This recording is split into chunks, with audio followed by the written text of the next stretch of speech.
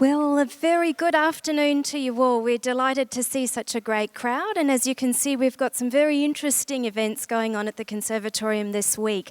It's my great pleasure to welcome you to this afternoon's Research Forum, and for those who I haven't had the pleasure of meeting yet, my name is Bridie Bartlett, and I'm the Director of the Conservatorium's Research Centre, and it's my great pleasure to welcome you all here.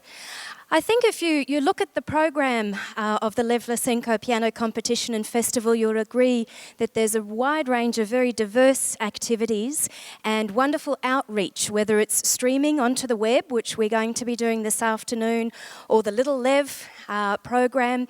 And this afternoon is one of those new developments. I think it's one of the first times we've run a research forum like today, and I'm sure you're in for a treat because it's going to be an opportunity to look at this panellist of tremendous pianists with such wonderful expertise, to listen to some of their stories and career experiences, and to, of course, ask some of those questions you've always wanted to ask of them and to learn through those experiences. So before I hand it over to Natasha, I just wanted to thank Natasha and Oleg and the Vlassenko Piano Competition for this wonderful initiative. The Queensland Conservatorium Research Centre is very proud to be collaborating with them on this, and to also acknowledge Natalie Levanovsky from the Conservatorium's Research Centre, who's played a key role in preparing for today. And of course, thank our panellists who are jury members and wonderful performers who've spent a lot of busy days leading up to this, so I'm sure you're going to enjoy what they have to say. I'm now going to hand over to Natasha, who's going to say some opening words, and please make her most welcome.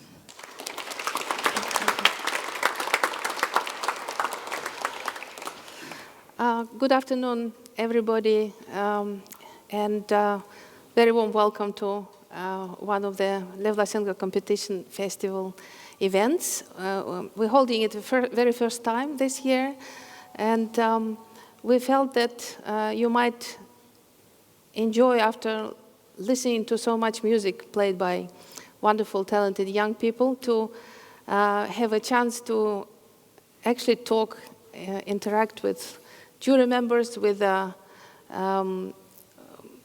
staff members of Queensland Conservatorium, and discuss, ask some questions you would like to ask.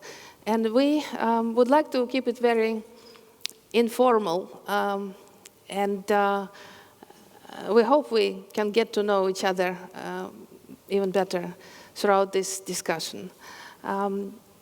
Before starting, I would like to introduce to you again panel members, who I'm sure you know very well already. Our chairman of jury, Piers Lane.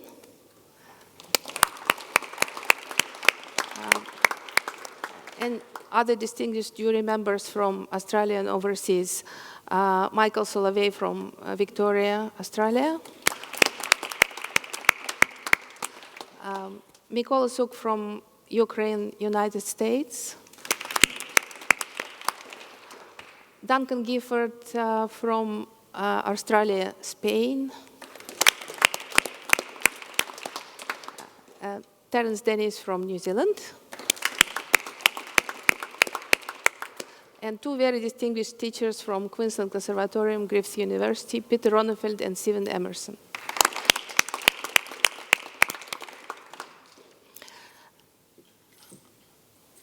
I was thinking what we can talk about during this gathering, and it all came quite spontaneously, I must say. I haven't prepared a speech or a keynote as such for that, but this is a competition in memory of my father, Professor, Doctor of Griffith University, Lev Vlassenko.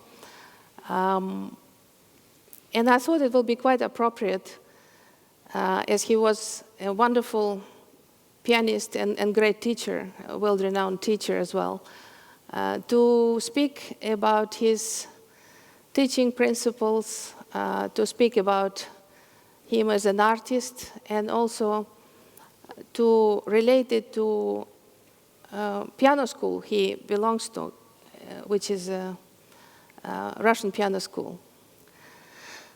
And then we can go broader and discuss other things people want to touch. and peers might want to talk about the competition. We can touch things on a performance side, on academic side. We would very much welcome your questions about anything. But to start with, I would like to talk about my father, who, as I said, was a professor of Moscow Conservatory for many, many years. And he comes from that quite famous line of pianist teachers that we are very proud of. And it goes back to Beethoven, I think. So I will count it back, starting from Vlassenko. His teacher, Foyer, was student of Konstantin Igumnov. Igumnov was a student of Zeloty. Zeloty, as you know, learned from Liszt from Czerny, and Czerny from Beethoven. So it's very distinguished, I think, line which we're very proud to be part of.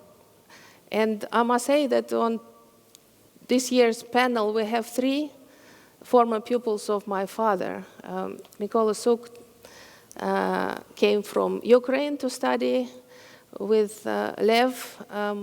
That was a time of Soviet Union, and Moscow was a center for the best education. I think people from different republics of Soviet Union came to study.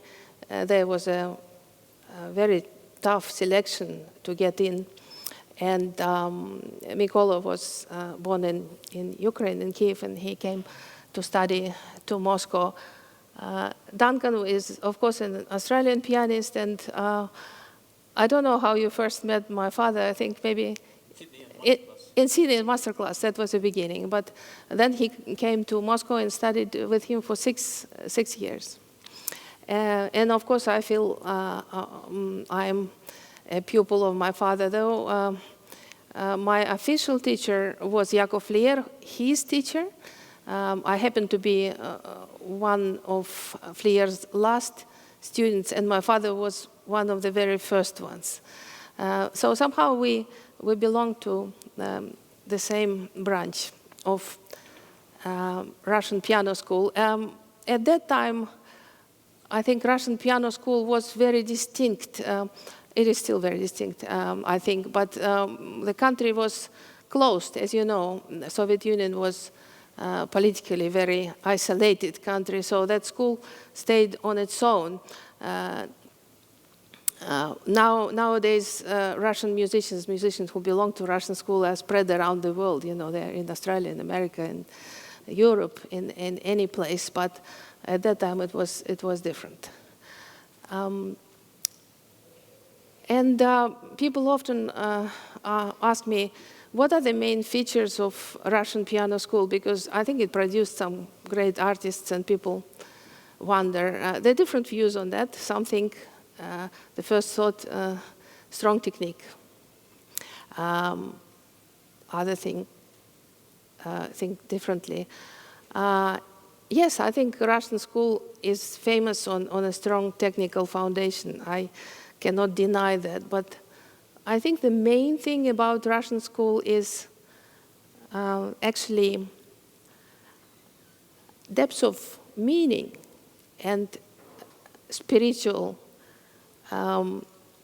importance. I think commitment of musicians. I think these are, as far as I understand, are the main features of Russian school. But I think it also has a great tradition in bringing up young pianists and give them strong technical foundation. I think it all Russian music and Russian piano school is rooted very much in Russian culture and tradition, and historical tradition. I think Russia is a country that had a lot of historical hardship. It was a history of struggle, and hardship for many Russian people. And I think that produced in literature, in music, in other forms of culture, things that have quite a lot of depth of feeling, and many of them have a kind of tragic aspect to it. Particularly if you take the literature and music of the 19th century, you find writers like Tolstoy, Dostoevsky, Chekhov, Turgenev, and composers like Tchaikovsky and Mussorgsky that have this enormous depth and desire to dig into the soul of people, to search the meaning of life, their inner struggle, and sometimes with accentuation, I think, on the tragic side of things. And I think that produced quite a lot of depth in music and literature as well. You know, at the end of the 19th century, two great conservatoriums were established in St. Petersburg and in Moscow. That was a beginning of formal education, musical education in Moscow, I think. And then we can see great musicians that were part of their, who graduated from these conservatoriums and taught there, like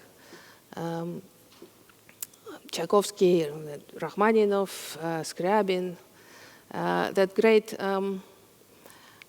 generation of wonderful composers and pianists. Tchaikovsky, of course, was not a pianist, but the next generation, like Rachmaninoff, Scriabin, they were both pianists and composers. So what are the features of the Russian school? And as I already mentioned, I think it's depth, devotion, commitment, meaning, great meaning, I think. And of course, striving for perfection of technical skills as well. I always think that Russian school is very famous for, piano school is very famous for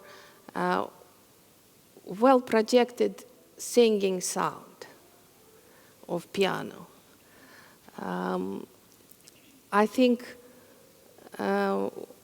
we try to play to the last row of the hall so everyone can have their impact somehow emotional, but we try not to play hard. So the sound is really well projected, but not harsh, still has singing qualities. And the older generation of piano teachers in Russia, I think they used to send piano students to singing lessons to really learn from singers how they breathe and how they develop the sound, because I believe I was always taught that you don't really strike the sound, but you take it and you open it so it lasts. We don't want the accentized sound, unless, of course, in some kind of music you really need to have accents and things like this. But this is attention to how the sound develops, how it connects with the next one. And that's something we have to learn from singers, I think, and from other instrumentalists, because piano is the kind of an instrument that we cannot really make the sound last forever. But I believe if you listen to it and if you know how to play it, it lasts really long. By the way, just came to my mind, I know that Richter, great Russian pianist Richter, used to exercise like this. He will strike the note on the piano, and he will wait for I don't know how many seconds, and listen to how it lasts and how it travels. And if you really do that, I think it makes a difference to your playing.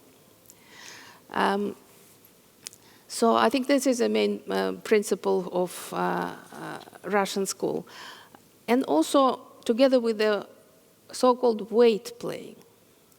So I believe we have learned how to use weight of the body when you play. And this is also connected with the quality of sound that lasts. I believe if you strike the sound without using your body weight, it also dies very quickly somehow. But if you use your body weight, I think it helps you to connect it with the next one. So I believe these are the principles. Maybe my colleagues, I'm sure they can add to that and say some different things. But the other thing I want to say also that Russian school is not a unified thing, and sometimes there's a kind of little bit one-sided impression on it. So Russian school is this. But there were so many different kind of musicians within the Russian school who wanted totally different things. Even if you take these two great composers, Rachmaninoff and Scriabin, who studied at the same time, they were so very different. Rachmaninoff was famous for a very long-lasting line, big playing, and Scriabin was totally different. He was, quite a tiny little man, not very powerful, and his playing was very small in sound. But he was very famous for explosive culminations, shot. As I always think that Rachmaninoff mountains and Scriabin's cliffs, so it goes like that. And Scriabin was very famous for using pedal in an amazing way. So people were watching his pedaling, not looking at his hands, but watching how he was pedaling. He did some amazing things: a tremolo on pedal, half pedal, quarter pedal, all these subtleties. So there was everything there. And when we studied in Moscow, there were quite a few chairs that represented kind of different streams within Russian school, and they were fairly different, like some were emphasizing imagination. It was more imaginative approach, which was at core of everything. Some other professors wouldn't even listen to a student before every single finger was written, all the fingerings throughout the piece. So that was emphasis on how it's executed. Some were absolutely absorbed by their idea of structure and analyzing things. So there's so many different things. And would like to talk a little bit about my father, who was, I think he, by his nature, was very spontaneous, and the person romantic, idealistic by his character. So his playing was, I think, full of artistry, and I think things that students have learned from him were not necessarily the facts, but it was their inspiration, it was artistry, because he would sit at the piano during the lesson and he will play something that you cannot forget, and it didn't have to be explained even. And that idealism, the meaning of music, the fire that he shared with his students, I believe, kind of lives within us still. Though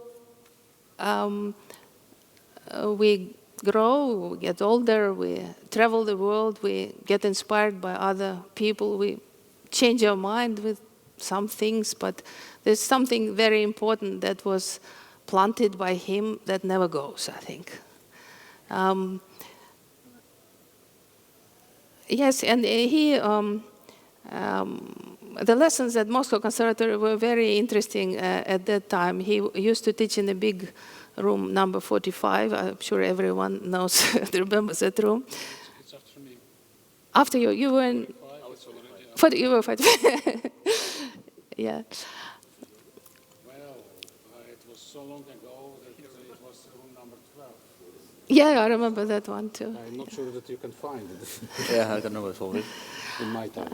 But it was, the lessons were really big because the room was huge. It had three grand pianos.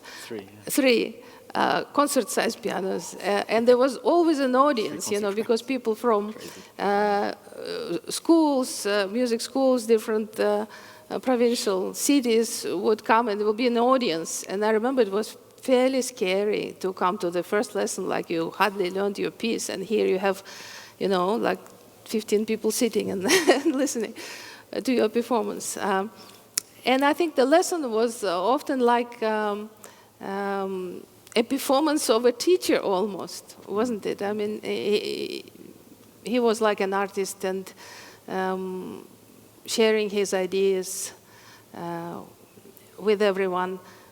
But also, I think he'd never turn away from working on any small detail with a student. If something he felt didn't work in the left hand, he will sit down beside and he will make it work somehow. So there were different sides. Somehow it's a little bit not usual way. I remember very clearly when I cannot get it, understand it, he said, "Look how I am moving," he told me. And, it worked. You catch it, yeah. Because, well, explanation I have to put through my brain, mind.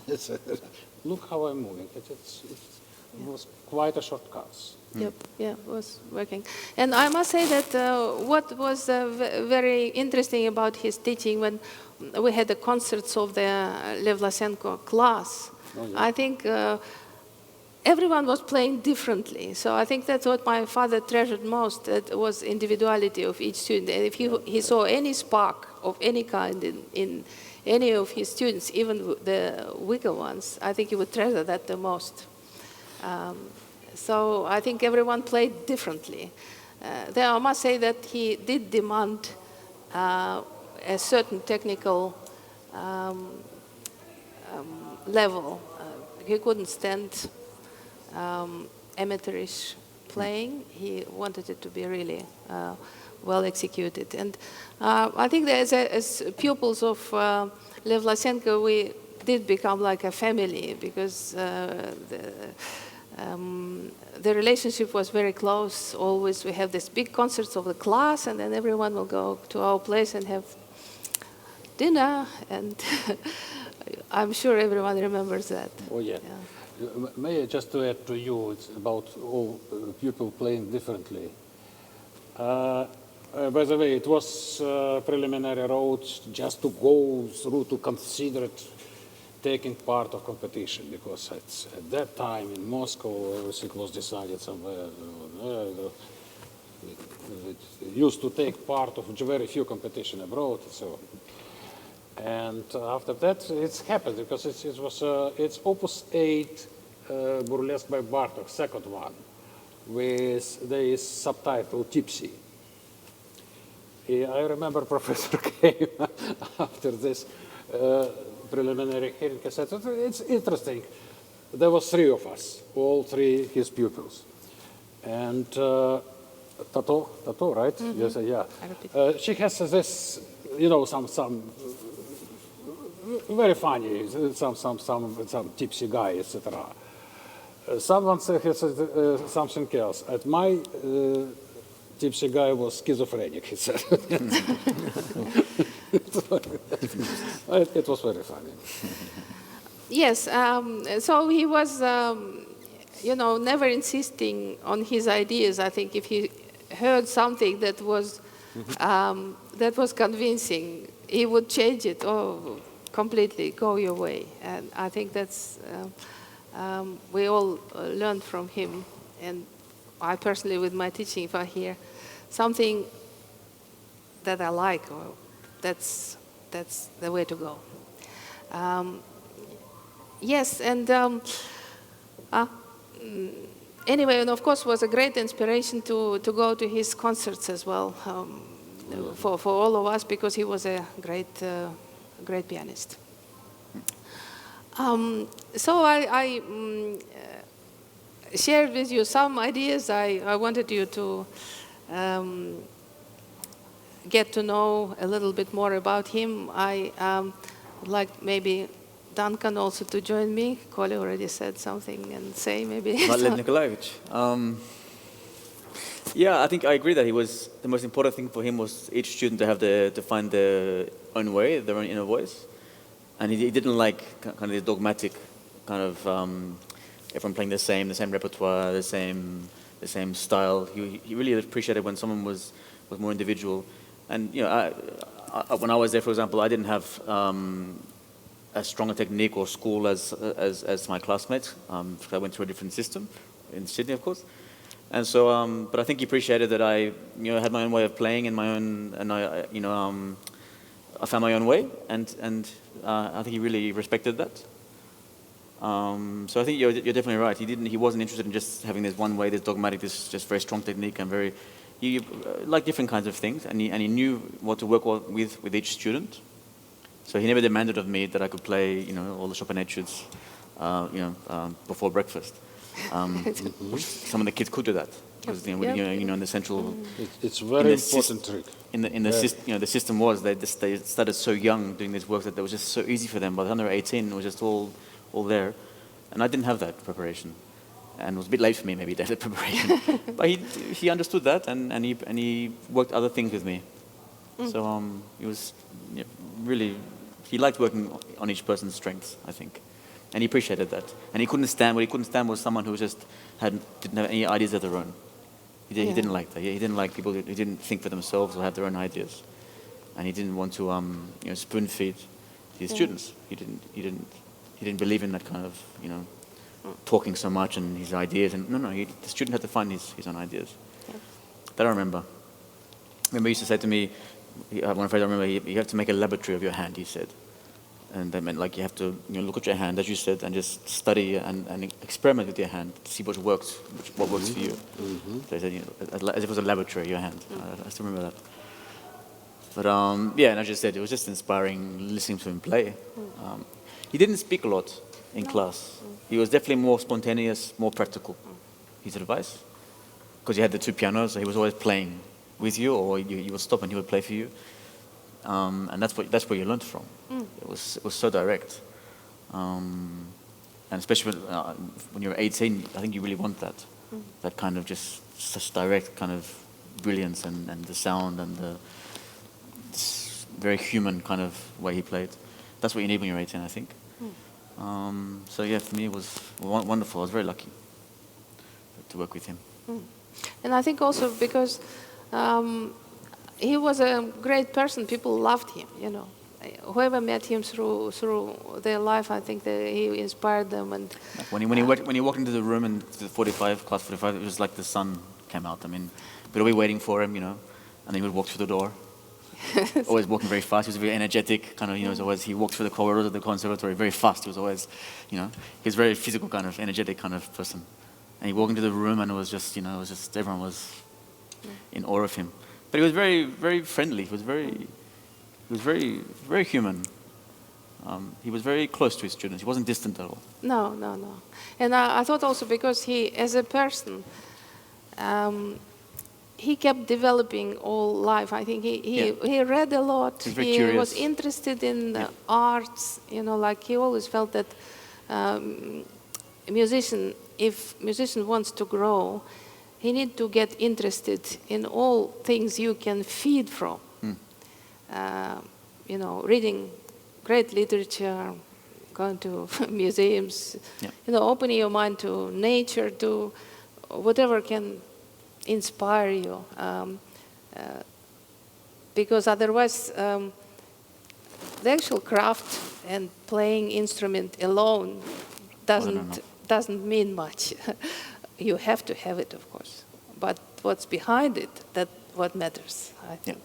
He was always developing, discovering things, reading, learning languages. He knew 5 languages, and basically interested in people and very interested in young people, and was very supportive of them, I think. But also very humble, Yeah. No, actually, it's now turned to be, because it's forgotten now. It's about a couple of stories. What relatively recently, I just people remind me that he influenced all life of some people, like Igor Kefalidi. He was one who said, "Send your new piece, what he wrote, to competition." It didn't cross my. You don't know this. No. Igor told me now.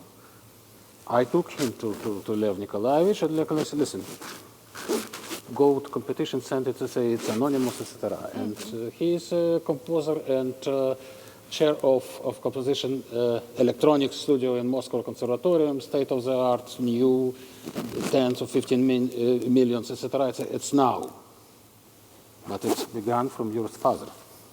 Everything. It was first step. You didn't know. No. He was a student? No, No, he wasn't. no, he was a pianist at that time, and he was a pianist of Zak. You know this name. So he actually entered Conservatorium as a pupil of Feinberg. Very good at this.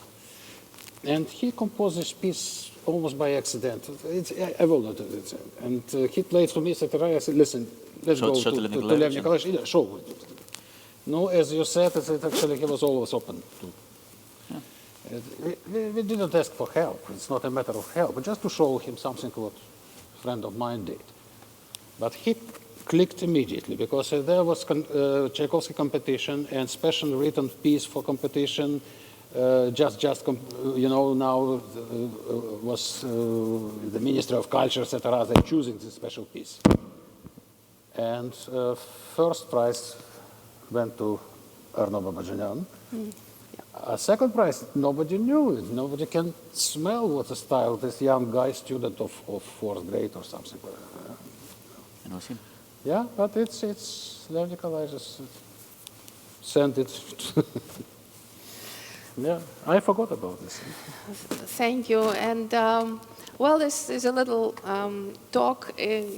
I hope you forgive for spontaneous manner of it. I haven't been preparing, but I just wanted to give you a taste of a little bit of taste of the Russian school. My father, what his beliefs were, and I would like to play a recording from my father, 2 of Etude Tableau by Rachmaninoff, Opus 39. It will be slow etude number 2, and also E flat minor number 5. Play those pieces, I played a lot. Okay. Yeah, Etude Tableau.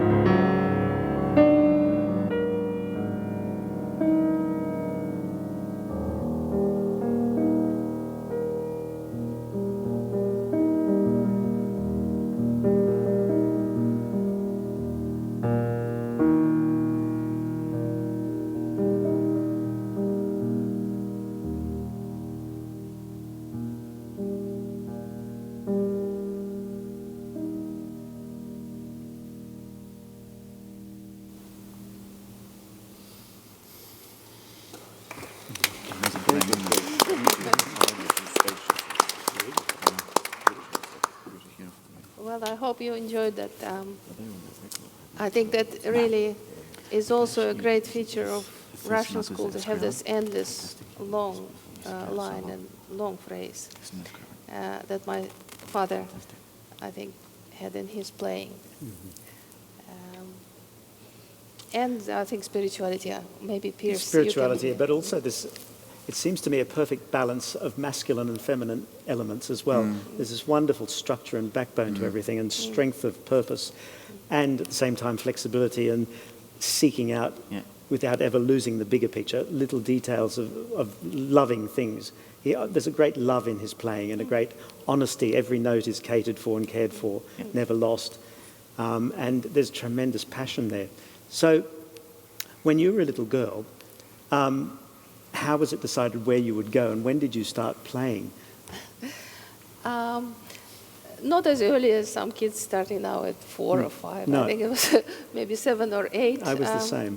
Yeah, is it really? Yeah. Yes, and it started kind of naturally because musical family, and I got into a Central Music School, which is a great school in Moscow. It's part of that famous Russian system of education. But was that before you'd started lessons, or after 2 years or so? I think my very first teacher was my grandmother, just a few lessons. And she prepared me to enter that school. Yes, Lev's mother. She was a very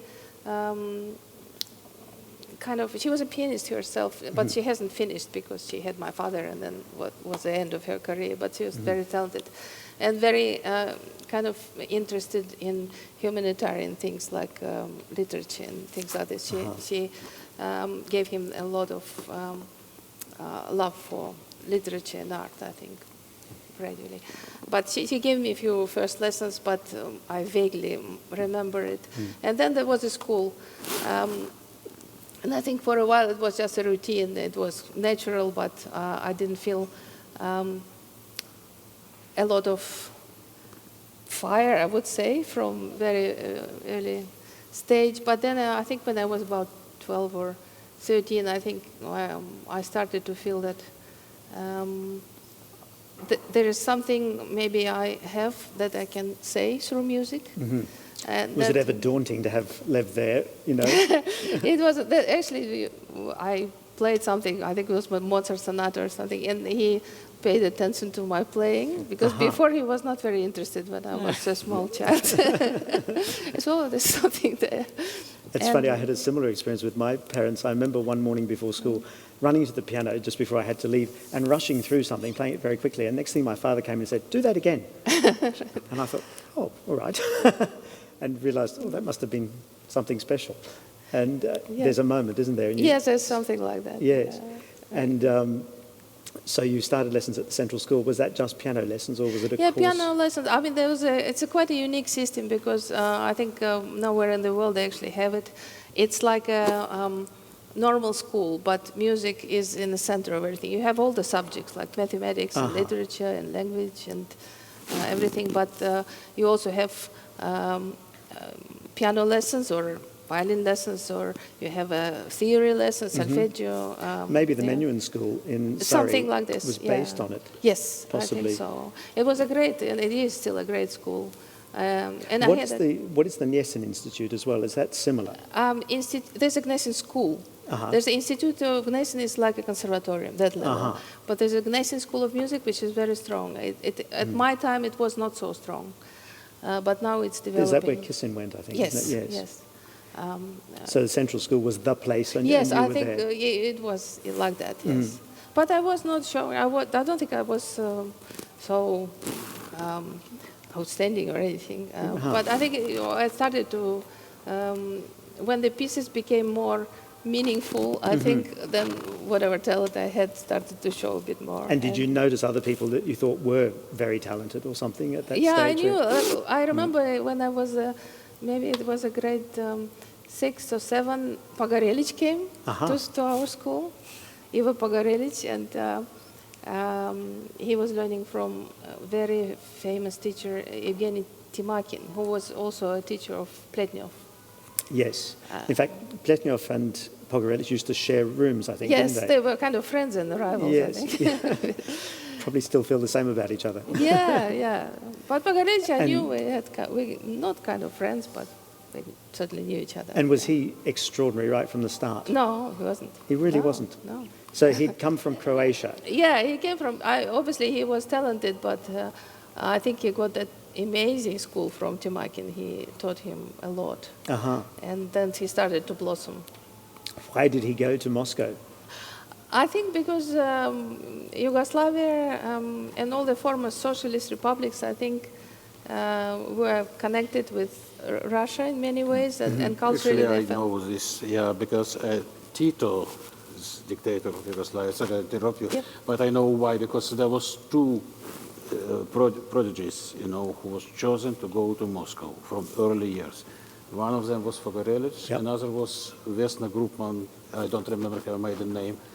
She, wife of a friend of mine, she lives now in Rotterdam.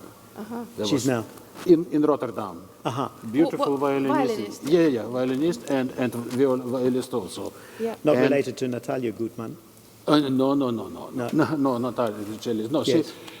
and this is why I know about Pogorelich, because I know about her. They was chosen, and they little kids came to and some people responsible at dormitory of Sevshav, this school, Central was Music quite rude because she offered chewing gum, what wasn't allowed. Really? Yeah, in Soviet Union, we didn't have Someone that. offered it to my shoe this afternoon, and that's not allowed either. Yeah, there's two of them chosen. It was gesture of Tito of Yugoslavia. But there are always students from all the communist countries. So, Oh, so Yes, yeah, there were that's true. Vietnamese, But this was, Cubans. well, Chinese, don't forget that this was, they came to Moscow very young, a little yeah, bit 7 or 10 or From something the like Eastern that. Bloc, Yeah. it was very common. Yes, to come. it was idea just to Yep. roll them. Well, with Natasha Vlassenko, she was a little girl beginning to notice that she could do things at 14 or so. And so what happened after that? When did you go to Jakob Flier?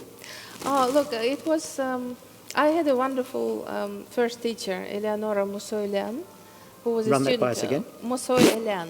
Right, It's I believe you. Armenian name. Right. She was a pupil of Igumnov Uh-huh. herself, but she didn't play at that. She was fully focused on teaching, but I think she basically organized my hands and everything like that. But and of course, I learned a lot from my father purely watching him practicing, and when I became 13 and 14, he really started to pay attention to me. Really? Yeah. Yes, and he would. I remember he would come and show me something, and I remember thinking, "My God, I can never do it like that." And I felt he was trying to intimidate me because like it's difficult in a family when someone is so great.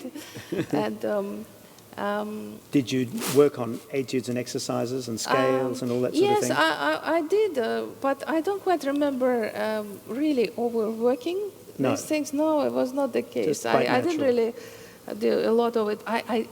Funny way, I learned a lot of scales here in Australia. Really? Because I had to teach my students. So you find it Amy the exams, yeah, scales. Yeah, really. Because it was at the Conservatorium, it was not part of the program, but here it is part of the program, and I really started seriously focusing on scales, and I think I've improved myself quite a bit. Good on you. Scales are good. Yeah. So And what sort of pieces were you playing around the age of 14? around the age of 14, I play some Liszt. I think even transcendental etudes already. Really? Some Chopin, sonnets. So you maybe to had a practice. modest opinion of yourself. Sorry? Yes, but that later, at 16, at 15, I think I played Frank Prelude and Chorale and Fugue. Yes, yes. I have a famous story with this piece. Once Van Cliburn came to Moscow to give a concert. It was a long time after the competition, and he had a concert, and then at the end was a big party in hotel. He stayed in National, I think it was hotel, and he had a grand piano in that hotel, and there was a big party till about midnight, and we all were there, and I was really tired and so on, and suddenly my dad would say, "Go and play Prelude, Chorale and Fugue." And I remember I did somehow. How did it go? Yeah, it went quite well, unusually. But no A pressure. party piece. Nice party piece, you know? Yeah. And can you? Well, you would have been too Something young light, something fun. to be around when Clyburn was winning the competition with Ashkenazi. And Not with John, Ashkenazi. No, the next time was Yeah, Ashkenazi, wasn't it, with John Ogden? Yeah, I don't remember. But do you remember the early Tchaikovsky competitions? Yeah, not this one, but No. I remember Pletnyov, Ah. when he Pletnyov won, and I remember when I think Ogden, I kind of John Ogden. vaguely remember. And he was the same time as Ashkenazi. Yes, I. 62. Yeah, Ashkenazi, oh, 62. But you were quite a small person then. Yes, very small. Gavrilov, maybe you remember. Gavrilov, 74. we studied. He was a few years older than me, but I remember him at school. Uh-huh. Gavrilov. What was he like then? He's slightly weird now, I think. Yes. Well, he was amazing pianist and very talented, but I think and so temperamental that sometimes it feels too much. You know, I thought he was going to crash the piano during his performance. I remember. Even then. Even then, Rachmaninoff. But Richter really took him up, didn't he? Yeah. Yes. Why was that, do you think? I could never understand that because I thought that they were so Best not to ask, different. maybe. Nobody understood at that time, to be honest. They shared concerts playing Handel suites and Yes. things, didn't Exactly. Yes. they? Yes. I think Richter found that he was very talented, which is Yes, absolutely unquestionable. right. Yeah. And so you were playing Franck at 16. Was that after that, when you finished school, that you went to Fleer? Yes, I went to Foyer when I was in my grade 11, because the school was 11 years at that time. I still was a student of school, but I became a pupil of Foyer, and I was it was a great honor, because Foyer was, like top teacher at the Moscow Conservatorium, and this great artist, and I had to go for lessons to Conservatorium itself, and again that big room, and again plenty of people there sitting, and it was quite scary, but I think it was so inspirational. Most of those great teachers teach in the masterclass situation. They call it lessons, but it Yes.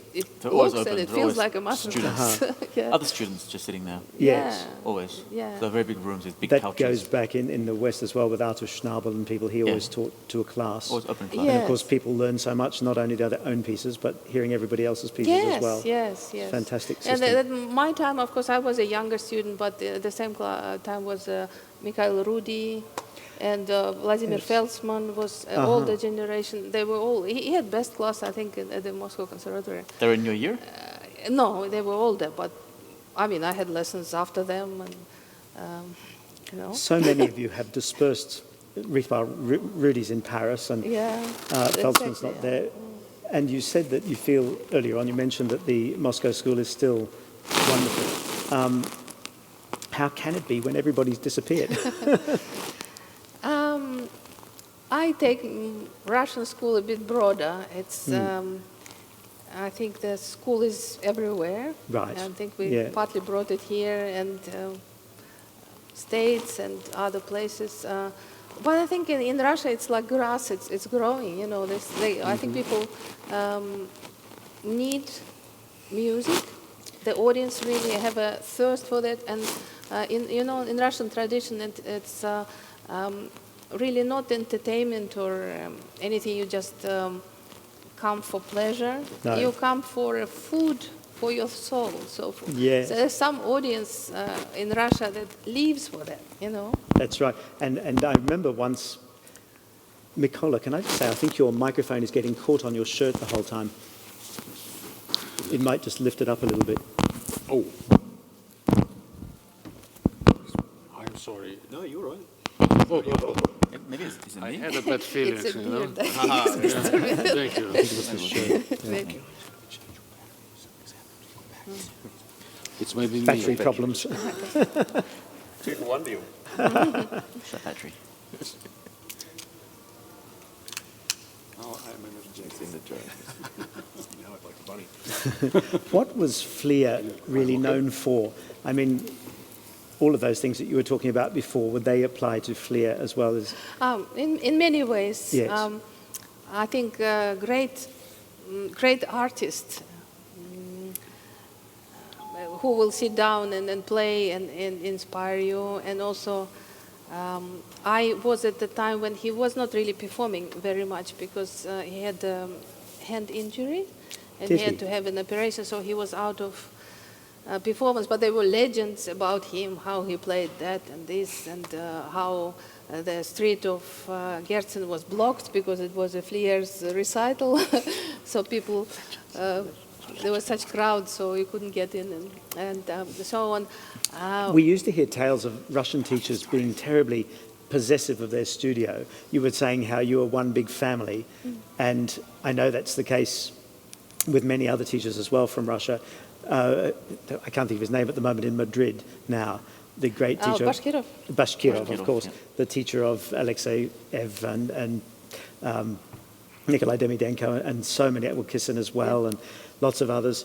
And those students, I've met them in all sorts of diverse places, and they revere him, you know, as their father, really. And there was always tales of people not playing to anyone else, or if they did, they were sort of banned from classes because it was a bit seen as a betrayal. You belonged, you know, to that particular tradition and family. Would you agree with that? I didn't feel that there was something that was suggested to me that it's not good to listen to someone else. Right. But purely there was no tradition of doing it somehow, yes. You didn't go and play to other teachers on the staff? Or, no? Not actually. I remember myself playing to Bela Davidovich, but she was a student of Lear, but she was just a friend of my father as well. Yes.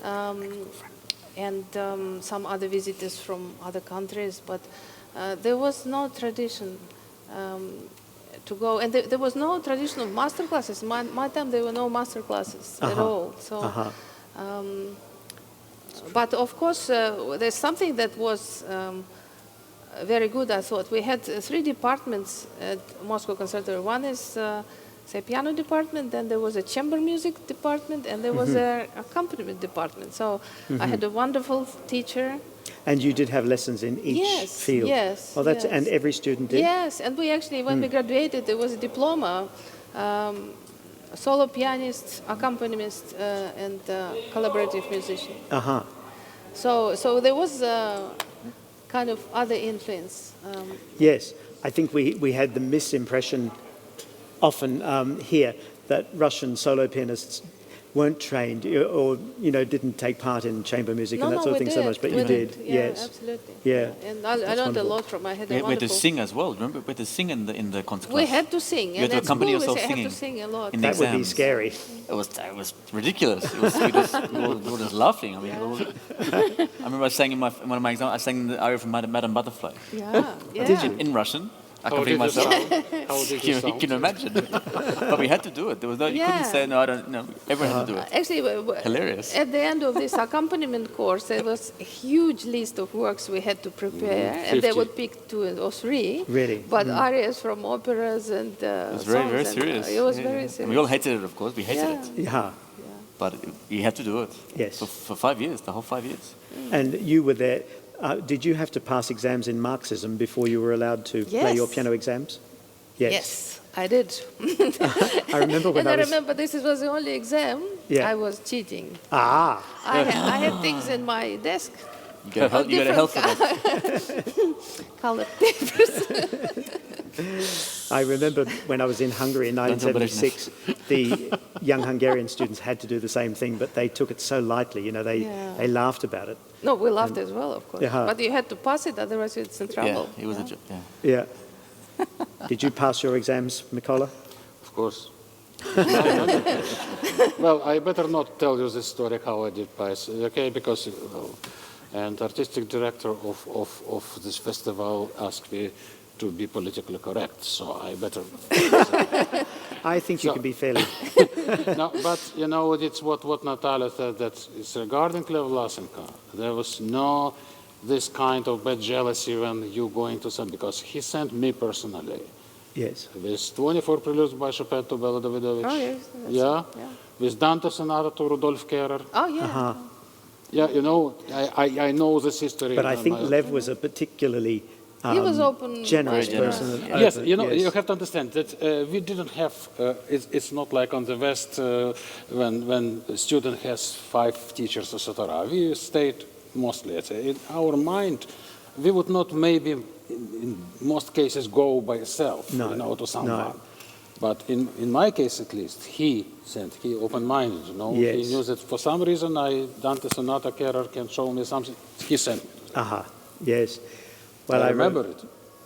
was talking the other day to you about Mark Malkovich III, who was the artistic director of the Newport Festival, Rhode Island, in the States. He visited Moscow on various occasions, and he said Lev was the only person in that regime at the time who was game enough to invite foreigners home. Yeah, And you remember him, isn't it? Lev was incredibly open like that and took these risks. Yeah. Did it worry the rest of the family ever that he No. consorted with those strange foreigners no, so much? but actually he was in trouble. He was the one who was locked in the country for many years. Was he? Yeah, because I Because- think he was many reasons. I think one of them that they kind of asked him to cooperate with certain system, Yes. and he was not very sympathetic to that. And secondly, because we had a relative who lived abroad and he visited, was and, dangerous. and he was locked in the country for many years. They wouldn't allow him abroad at all. Uh-huh. At the peak of his career, actually. Gosh. So In the 60s. Yes, Sasha Ivashkin said that he was asked to become a spy and Yes, had to the be same. very careful the way he refused it as well. yeah. But, Yeah, my father also said, I think I will spoil your game or something like Right. that. And then I've heard other tales about young Russians who were taking part in competitions who were expected to take part and expected to win. Dima Alexeyev has told me some hair-raising stories of having to compete in the Tchaikovsky competition and being told that he was expected to win. Yeah, And he it's couldn't cope horrible. with the pressure. Yeah. And he didn't play his best. Yeah. And he was okay later on because he subsequently went to England and won the Leeds competition. And so he made it anyway. But this terrible pressure, and Victoria Posnikova told me that she was pregnant and was told that she had to compete in the Tchaikovsky competition. And she said, but I'm going to be very pregnant. And they said, if you win a prize, we will provide you with a nanny afterwards because you have to fulfill the engagements. And she said they provided a nanny for something like 2 weeks, and then she was on her own, and she'd come second, I think.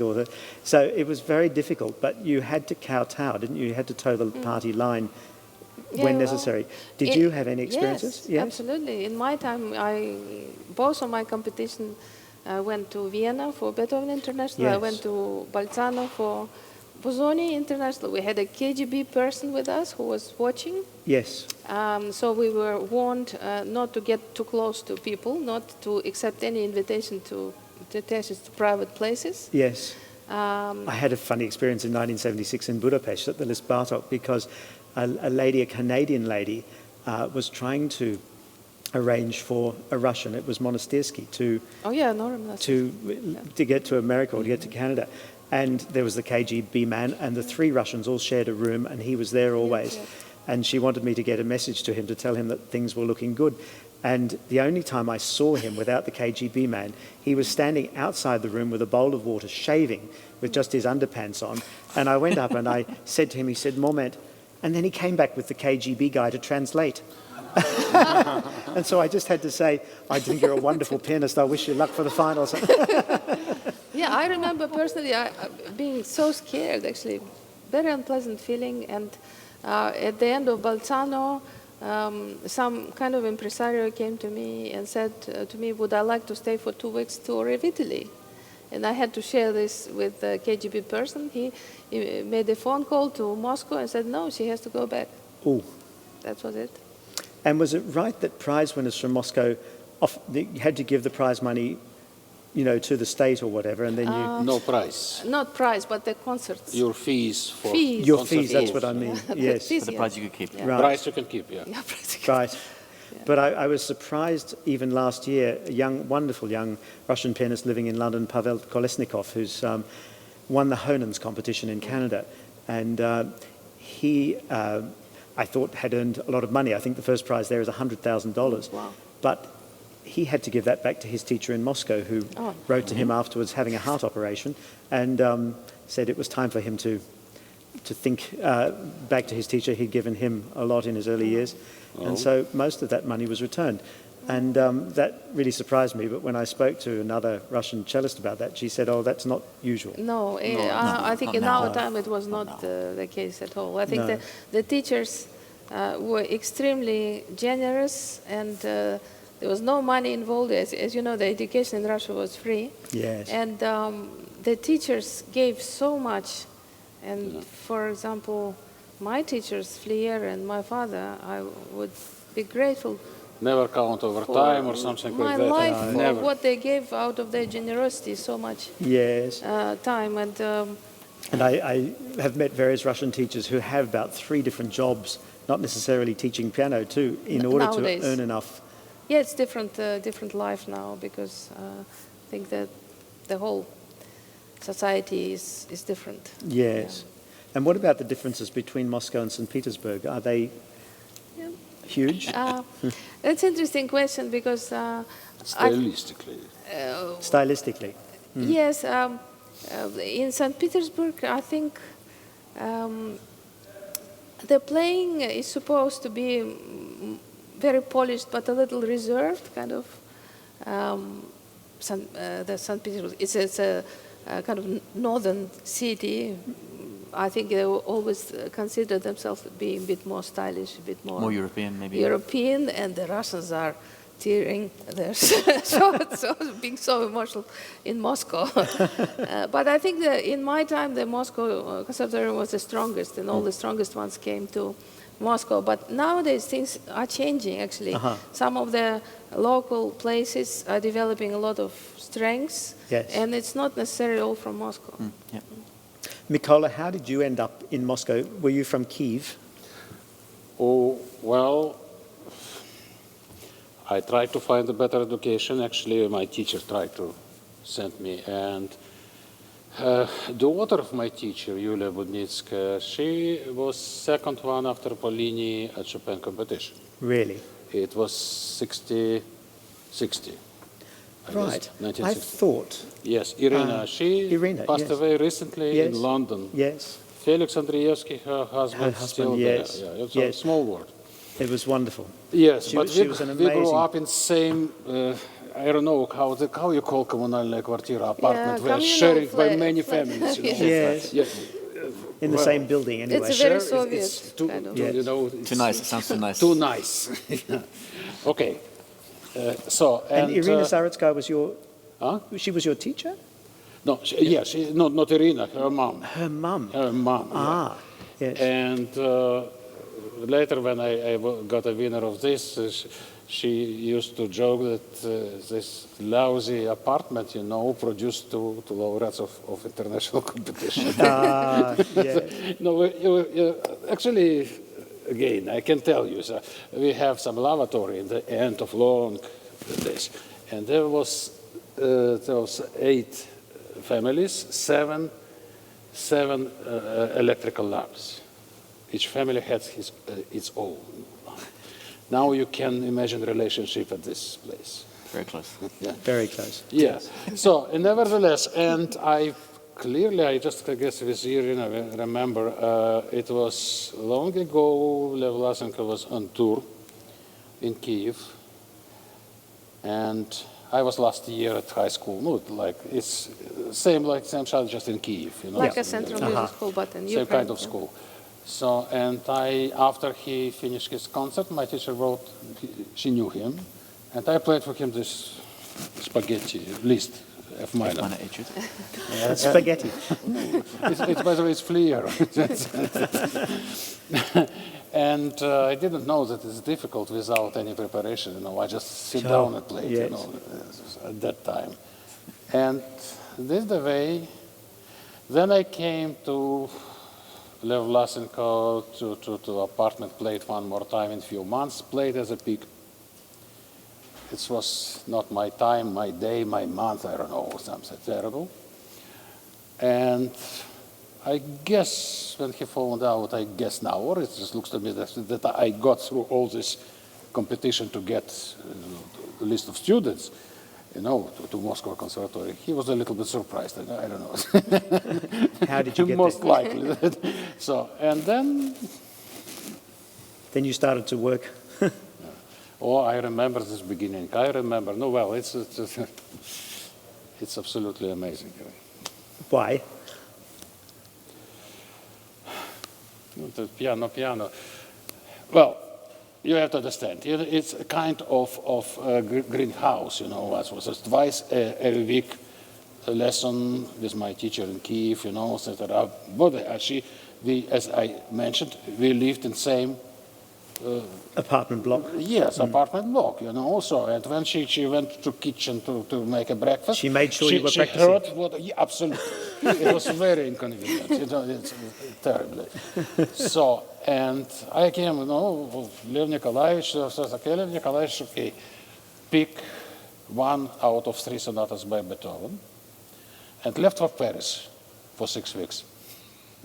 He left for 6 weeks. Yes. And you memorized all 3 by the time he got back? No, I was stupid at the time completely. There was few, I guess there was Pathetic, there's something I don't remember, and number 9. It's beautiful. It's look much easier. I didn't know about the sorts. What I'm not sure I can handle now, even. They're still difficult. Yeah, it's still difficult, So, and I learned this sonata and something else, and when he came, this is one of my first, by the way, speaking about him, it's interesting. No, at the age of 17 or 18, we have depth, all of us, yeah? Minuet from sonata. I came to him, I played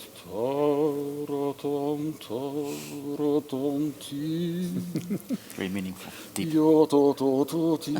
Every note weighted with profundity. Believe me, I see him now, he said, good for you, yeah,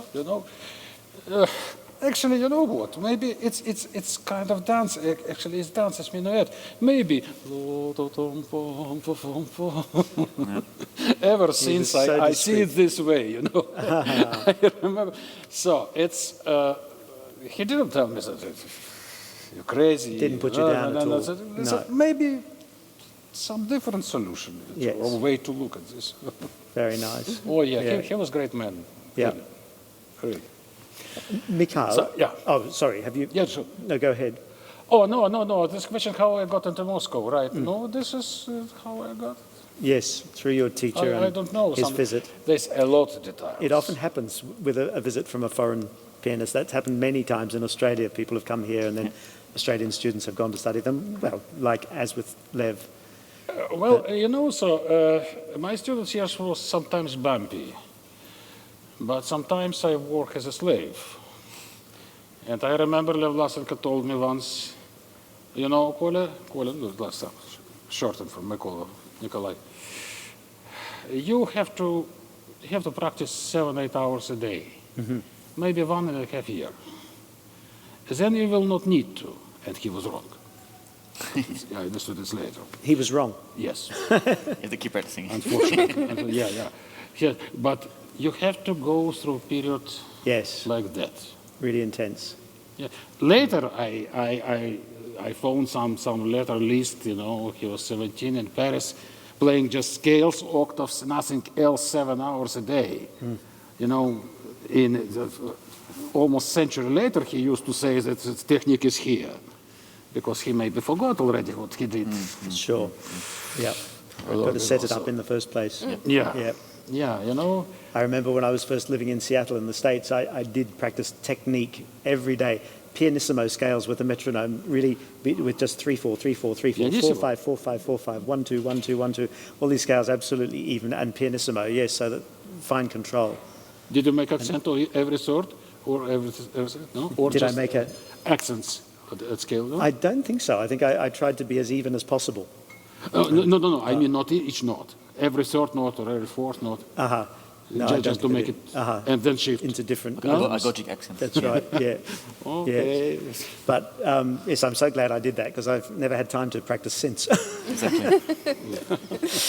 If I practice now, that's when you have told time. to someone yesterday. I told to some young lady contestant that be happy you can learn now a lot, because then when you practice it 5 minutes in the morning and 3 minutes in the evening, you will be happy. Yes. It's life. It's not that we are bad gets professionals or something like that. Unfortunately, this is life. So use time now. Yes. Mikhail, what about you? Were you a great practicer? Oh, It's a good question. question, yes. Say the truth. Probably not at the very early times. But then at the Where did you grow up? In Ukraine As well? as well, In yes. Kiev? No, not in Kiev, in Donetsk. I wouldn't say I practiced like crazy. Reasonable amount of time. But then at the Conservatorium, I would say for about 3-4 years, I did practice a lot. It helped. Yes, it has an annoying habit of doing so. And tell us about your teachers. Did you go? I don't know where you studied. Well, I apart from studied that. in Gorky, which in many ways was seen as a continuation of Moscow. Great teachers, mainly Moscow school. Natasha was talking about St. Petersburg and Moscow. Gorky was almost entirely a Moscow school. And my teacher was a great man. I don't want to overshadow our today's conversation, but in Russia we had 3 main teachers, streams. It was Igumnov, it was Goldenweiser, and Neuhaus. Yes. So my teacher, my professor, he was a student, an assistant of Goldenweiser. So Goldenweiser is my musical grandfather. Yes. So a great man, and I studied from him at the Conservatorium, and then did postgraduate and doctorate with him. And what distinguished him from the others? Well, in line with today's talking, he was a very typical, in the best way of that expression, of the Russian school. He had all the features Natasha was talking about. The only thing is probably about him, whether it's good or bad, I still can't make my mind about this. All his students were also very strong technically, but somehow, maybe it was his laziness, maybe it was his conviction about that. Technique was coming from the meaning of the music, not the other way around. Yes. So he never ever put emphasis on technique. No. And again, he was very individual with every student. It was never ever imposed that you must go that direction. He just led each student according to their instincts. And Yes. Which taught me actually a lot how to teach. Although I must mention that when I started teaching, which was far east of Russia, in Vladivostok, if anybody knows geography enough, it was just opposite Japan. In Japan. I was a terrible teacher. I didn't know what to do. I only could fix mistakes because I could hear them, and I would probably know approximately what I would do. yes. But how to teach it was a completely unknown area. But somehow, thinking back about my teacher, about what I heard, what I know, it all eventually comes together into a certain system in our heads as teachers, which allows us to see not small things so much, but see a bigger picture. And, well, what was the journey that got you to Vladivostok? I was, in a way it was a coincidence, because a very good friend of mine who was a student of Merzhanov, he went there. We were all very young, and I was just finishing my university, so he invited me to stuff. And that was actually very, very unusual, because most of musicians then and today, they start from teaching children. Yes. I never did that. Uh-huh. I started to teach at tertiary level straight away, and it was very hard. Well, it's also hard to teach children. And have you come to that in later life? Oh, yes. Uh-huh. Oh, yes. Yeah. And very much so in Australia in the first years being here Yeah. as well. every country that anyone this week has mentioned, you have been to. You're a great traveller. And you taught David Helfgott. Yes, I did for many years. When he made his comeback, as it were, as well. You've obviously got a great interest in teaching. Yes, by now I would consider myself much more a teacher than a performer, although I still play. Uh-huh. Yeah. But you enjoy performing and always did? Yes. Set out to be a concert performer?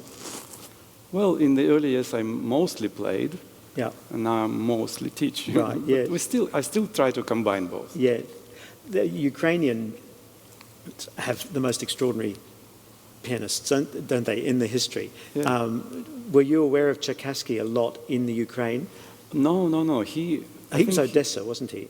Yes, Who, but Tchaikovsky? Tchaikovsky. Tchaikovsky, no, but, sure, yes. but from he this. left long He left time long ago. Of course, yes. And lived in London. Yeah. Lived in a hotel. The Oh. White House, yes. Never had to do any Yeah. sweeping up himself. But, but I wondered if he was as famous back. No, talking about Cherkassky, we only knew the name. Really? No, so he we- visited Moscow Yeah, quite I was at often. Oh, really? On I regular wasn't- basis. Yeah. Uh-huh. Once in 2-3 years, I guess he played in Moscow. Because Well, I missed think it he left completely. Ukraine very early as a teenager and studied with Hoffman in the States Yep. as well, and toured when he was just 16. He came to Australia. And it was lovely because he met my teacher, Nancy Weir, who was a child prodigy in Melbourne at the time. She played the Sixth Hungarian Rhapsody to him. And whenever he saw her in the future, Nancy, my God, those octaves. But he, I've always loved his playing. I remember Phyllis Selleck, the English pianist, being rather scathing and snooty about him. And I said, but he makes the most wonderful sound. And she said, well, it's easy to make a good sound if you don't play in time. Maybe she's right. But he did have the most inimitable rubato and sense of adventure and fun with music too. I remember my first recital in Melbourne when I was 17. I started with a Lully suite and then played the Liszt Sonata straight afterwards, and then stupidly played two Rachmaninoff preludes before interval as well. They shouldn't have been there. But the reviewer was being very haughty and said, when Mr. Lane's a little older, he'll realise you don't put an inconsequential Lully suite beside the monumental Liszt Sonata. And so I thought, all right. But the first concert I went to in London was Cherkassky at the Wigmore Hall. He played exactly the same Lully suite with the Liszt Sonata in the first time. And the Liszt Sonata, you know, at the end, everybody plays those ethereal B major chords, looking at the ceiling and thinking of God, and then slowly bringing the hand down to play the bottom B. And he did this, and then he went bang, and stood up as he did. Everyone was riveted. He did do some shocking things. He liked to shock, I think, Yeah. but he had the tools to do anything he wanted, you know, and the most ravishing palette of colours. And so I always think of the Ukrainian school as Have you seen this video recording where they play Carnival by Schumann, one by one? I haven't seen that. No. It's amazing, and Cherkassky is one of them. Oh, is that from New York when they were raising funds for? Yes. Who were they raising funds for? A famous pianist who had fallen on hard times. In fact, Stephen Huff is in that as well, I think, as a very young I'm not Pianist sure, in but New York. I'm not sure he's in that Carnival. He was in one with Tchaikovsky anyway. Yeah, maybe. Yeah. Yeah. So who else is in it? I don't remember all the names. No. It's a great thing to do. I replicated something like that at the National Gallery in London. Myra Hess, during the war, on New Year's Day in 1940, had a lot of pianists play a movement each from Carnival, and it's a wonderful thing to bring everybody together. Yeah. Great idea. Yeah.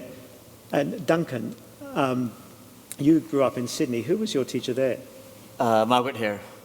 What's her name? Margaret Hare. Yeah. And from I remember her from my first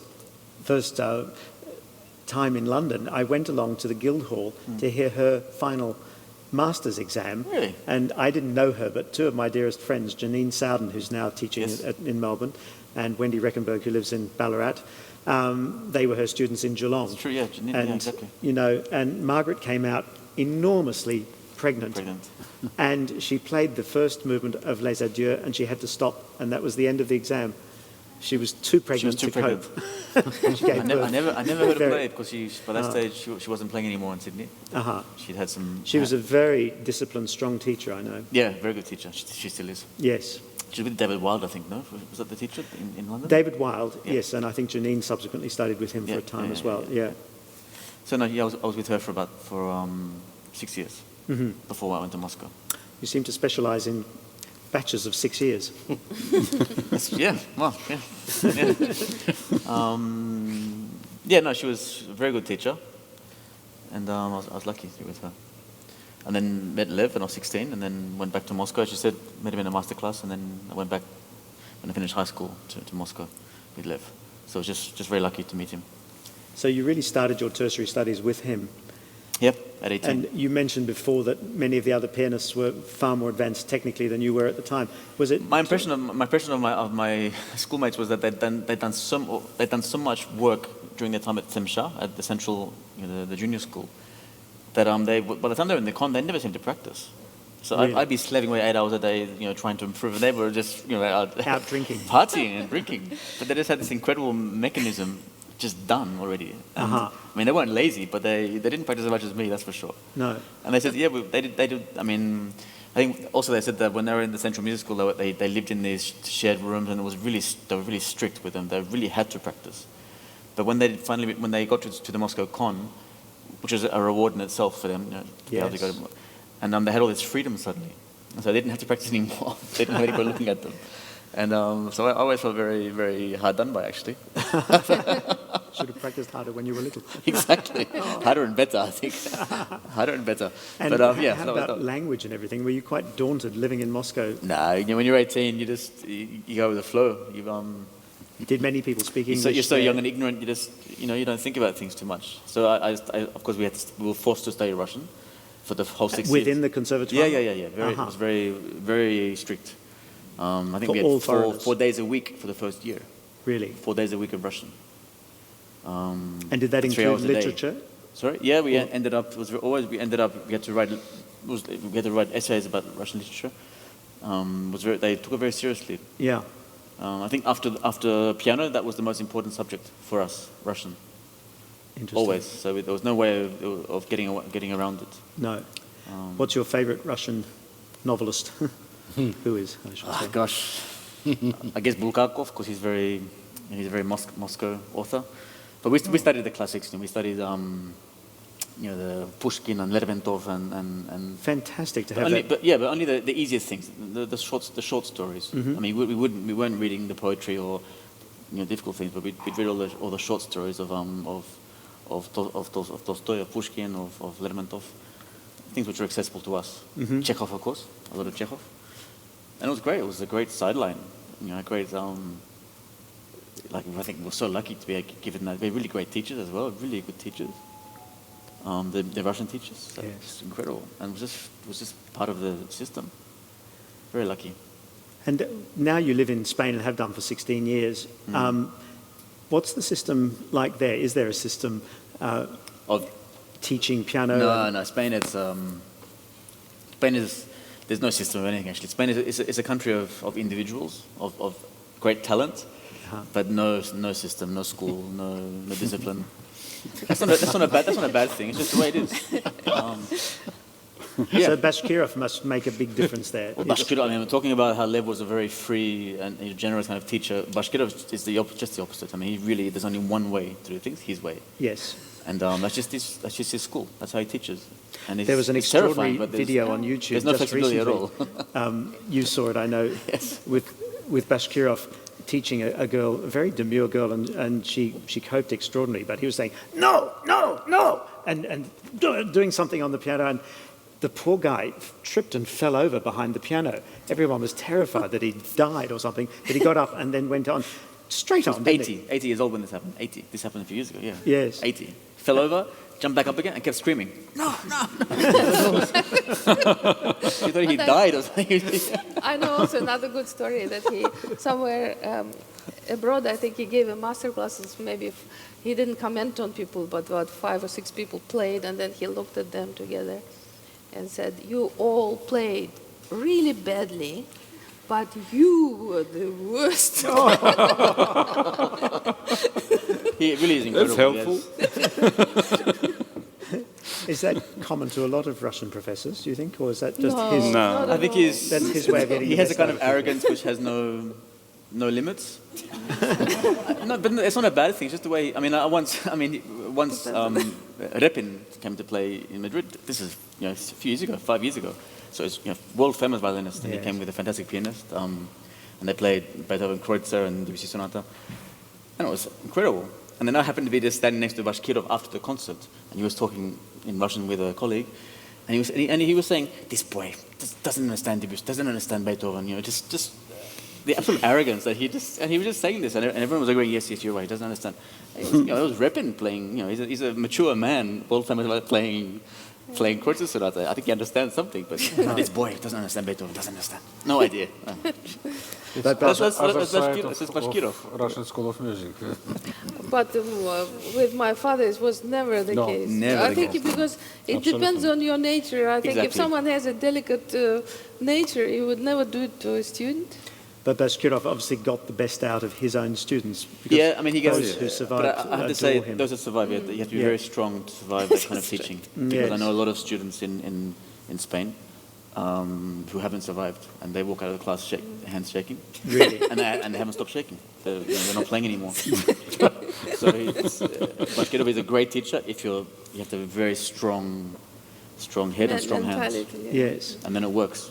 Yeah. Whereas of course Lev was Complete opposite. furthest from this. So Yeah. it's just different schools, different ways of. Yeah. It's all personal. that's the way he is Yes. as a person. Yes. And he's actually he's a lovely guy. Yeah. He's a very generous. He just has this. It's just the way he is. He's just very. Yeah. Terence, did you come out of lessons shaking? Occasionally. Depends with whom. Yes, well, with whom, indeed.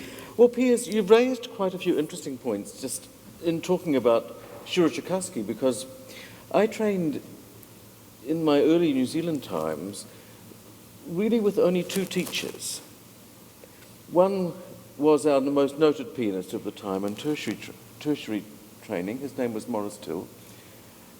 And an elderly lady before him who had in fact both been to the same teacher. And it was very interesting because she also had heard Tchaikovsky in that tour that Nancy Weir would have heard. And they'd both been, one, of course, in a latter period, with the man who was probably the most noted teacher in New Zealand. His name was Ernest Empson. And Empson had trained with Godowsky in Berlin previous to the First World War.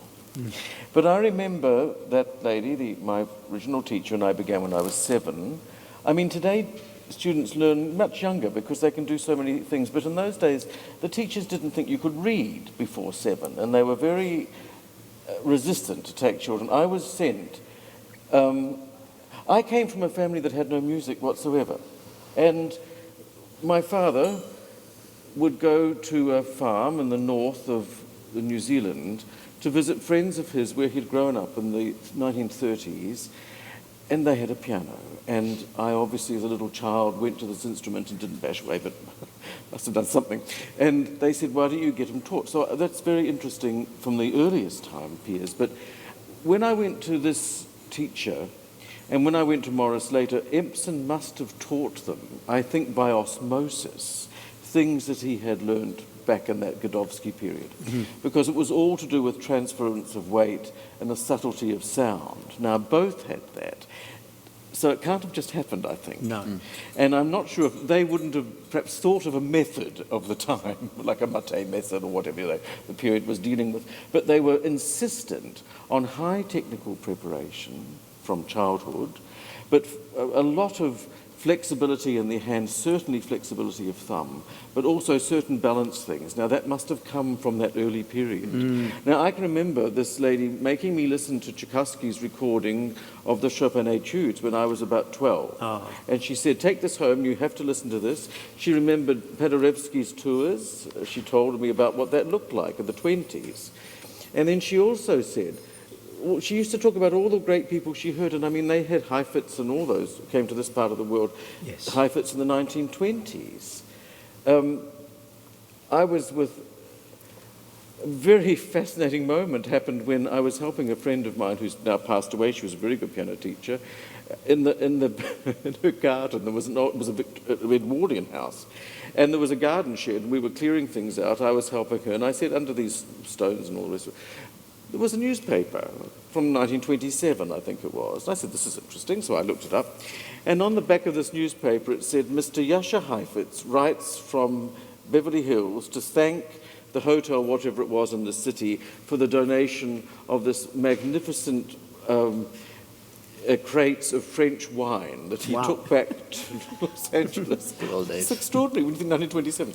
But she also remembers Kipnis, and she would tell me about all these sorts of things. So I think for a little boy growing up in a very distant part of the world, it was an extraordinary experience. And all these connections come together.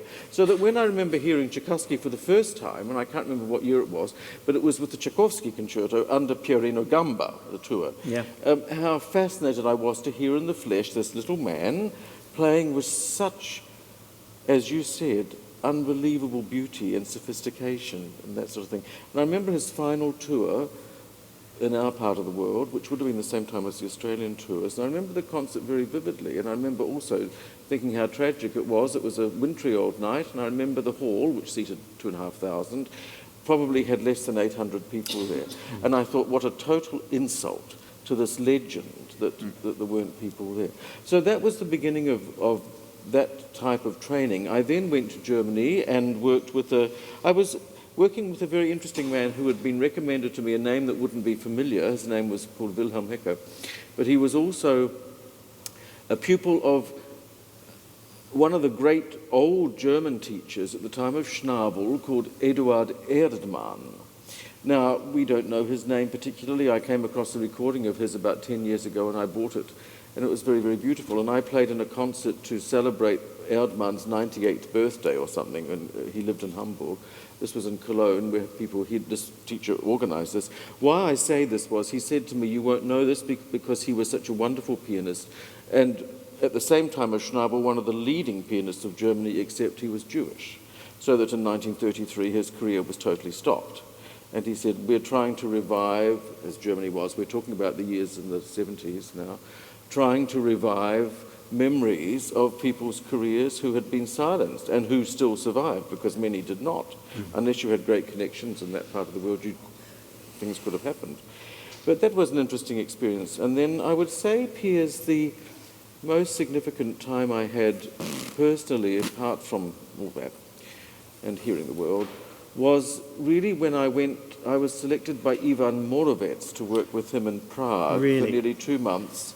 In 1979 in communist Prague, and I lived in the hostel there with the hostel, what it was. And I had to go every 5 days to a barracks and show my passport and show my changing of money or non-changing of money and all these things. And he was tough, and I just noticed that he passed away very recently. Did he? About a month ago. About a month ago he died. I love his Chopin.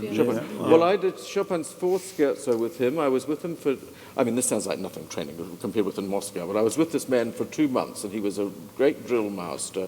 And I remember at the end of the Chopin fourth scherzo, which is, not simple, I remember he looked at me and he said, after 2 months, he said, you have the possibility of playing this very well. What a compliment. But I learned a lot of refinement of sound and the feet from that man. And he had a great presence, and he played and was very firm, as they are, these great masters, but he also demanded great beauty of emotion and individuality. That's what I'd say. So that's where that was, yes. You've got an extraordinary knowledge of opera. You have travelled the world to hear opera, and you amaze me always because you remember specific singers with each role and the different singers you've heard sing particular things. You've got a phenomenal memory for that sort of thing too.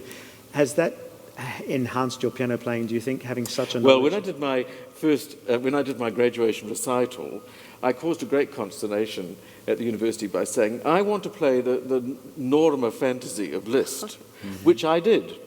I think some took a great dim view of this at the time because that period was not fashionable. That's right. Well, transcription is only recently again that I one... don't know if I played it very well, but I certainly slaved like a monster to play the thing because it has its demands. But I would say, Piers, when you talk about having to sing things, I'm amazed teaching if I ask sometimes to students, well, sing me the phrase, and they cannot. No.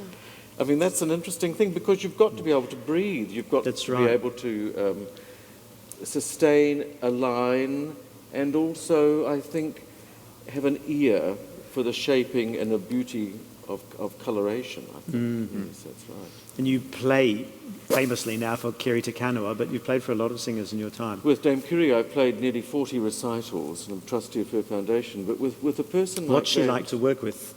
well, I find her extraordinary because she also has had, she has, of course, a marvellous instrument, even in her 70s now. And I did her last gala tour in Australia last year in her 70th, and to look at her, who would think she was more than 50? I mean, she's one of the great Immaculately beauties. groomed. And the voice has this wonderful sunshine and creaminess and beauty still, marvellous technique.